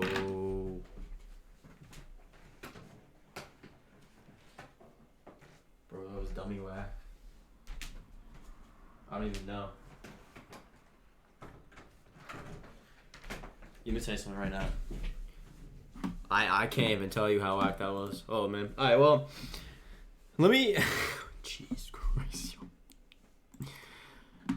That was so boring. Oh, my God, I'm going to die. Okay. So, let's just do a quick recap, and then I got to go eat some food. Why do I hear someone eating? I'm not eating it. I need food. But, oh, you mean like in the investor call someone's eating? That's pretty funny. All right, I'm exiting out of that. Well, look. We knew we weren't going to get gameplay. Like, we knew this was an investor call. Like, we knew we were going to get gameplay. But, like, they were supposed to reveal. Look. Captain McMillan, that's the point. They still haven't told us who's developing the game. That's the most basic information that you get for a Call of Duty. Or for, during these investor calls. You always at least get, like, every year if you look back at the investor calls, they always reveal at least who's developing the game. You know what I mean? And at this point last year, or maybe not last year, but 2 years ago, in the past couple of years, we've always gotten information on, like, the Call of Duty itself. So obviously we weren't going to get gameplay, but we always get some sort of Call of Duty information. That's more than just like, oh, we're expecting to sell, this and that. Like, obviously it's an investor call. They're going to go through their balance sheet. They're going to go through the revenue, etc. But obviously we don't want gameplay, but we need something. We need something. Like, usually they go through something. So the fact that we didn't get anything is just weird. You know, so I don't know. I guess we'll, you know, we're still beginning of May, so we're getting, you know, we're getting into the time in which we're gonna see something anyway. But it's just weird that they didn't reveal even like the name of the game or who's developing. You know, I know it's an investor call, but that's usually what they reveal at those investors. It's not. I guess it's not meant to be a reveal necessarily, but that's usually what they reveal at these investor calls, especially the second one of the year. So it's a little weird. It's a little weird. I mean, for me, that tells me that behind the scenes, they're still not so sure who's leading the game, because obviously the leak said that Treyarch was leading the development of COD 2020 and took over Sledgehammer and Raven. But now recent leaks, like the Game Revolution made a video about a month ago talking about behind the scenes, no one knows who's actually leading the game. Like, it might not be Treyarch. Treyarch might be helping, but it actually might be Sledgehammer leading, and then Treyarch sort of is overseeing behind the scenes, but they're not going to be listed as the main developer, you know what I mean? And that, you know, we talked about that. The leak was saying that in case COD 2020 doesn't, you know, do as well, or if it's unfinished or something, then Treyarch will not take the blame, and Sledgehammer will take the blame, because, you know, Sledgehammer has been taking the blame for everything, so might as well just throw it on Sledgehammer, which does suck. Kind of sucks, but I feel bad for Sledgehammer. But that's what's going on behind the scenes. So it shows me that, you know, Activision is still not sure or confident that, like, COD 2020 is fully there. You know what I mean? Like, I know they're saying, like, okay, we're confident it's gonna release. You know, so I guess as of now they don't think it's gonna be delayed. But I don't know. The fact that they're not even saying who's developing the game is a red flag. It really is a red flag. Because we're in May and we don't even know that. I mean, we usually get the information in like February or January. You know what I mean? Weird, very weird stuff. So, like I said again, I mean, we'll get more information soon. Obviously, we're in May, so it's the wait isn't going to be too long. No, yeah, but Charlie Intel confirmed, but like they were listening to the yeah, it's not gonna be delayed. I don't think it's gonna be delayed. I just think like, yeah, Victor, it's not. I mean, at least as of now, it's not gonna be delayed. But I still think like behind the scenes, there probably are some issues that they're trying to work out. You know what I mean?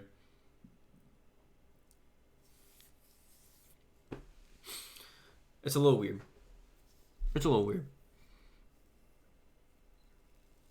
We'll see though. I'm gonna.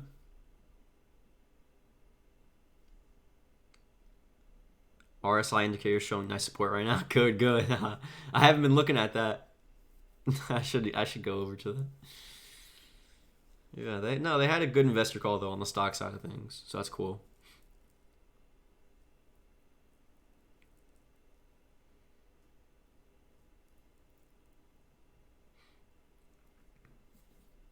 Definitely cool.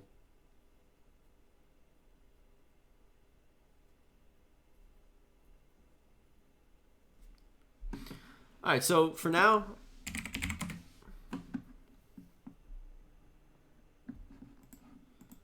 I guess I'm gonna end the stream. Thank you guys for chilling. I mean, I feel like we had a good stream. Like, we were having fun before the call, at least. Like, it was still fun. I had some fun. We'll see. Obviously, I'll update you guys on what the deal is.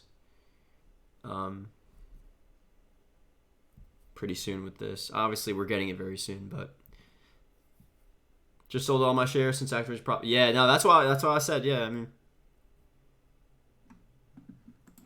good decision there. Good job, man.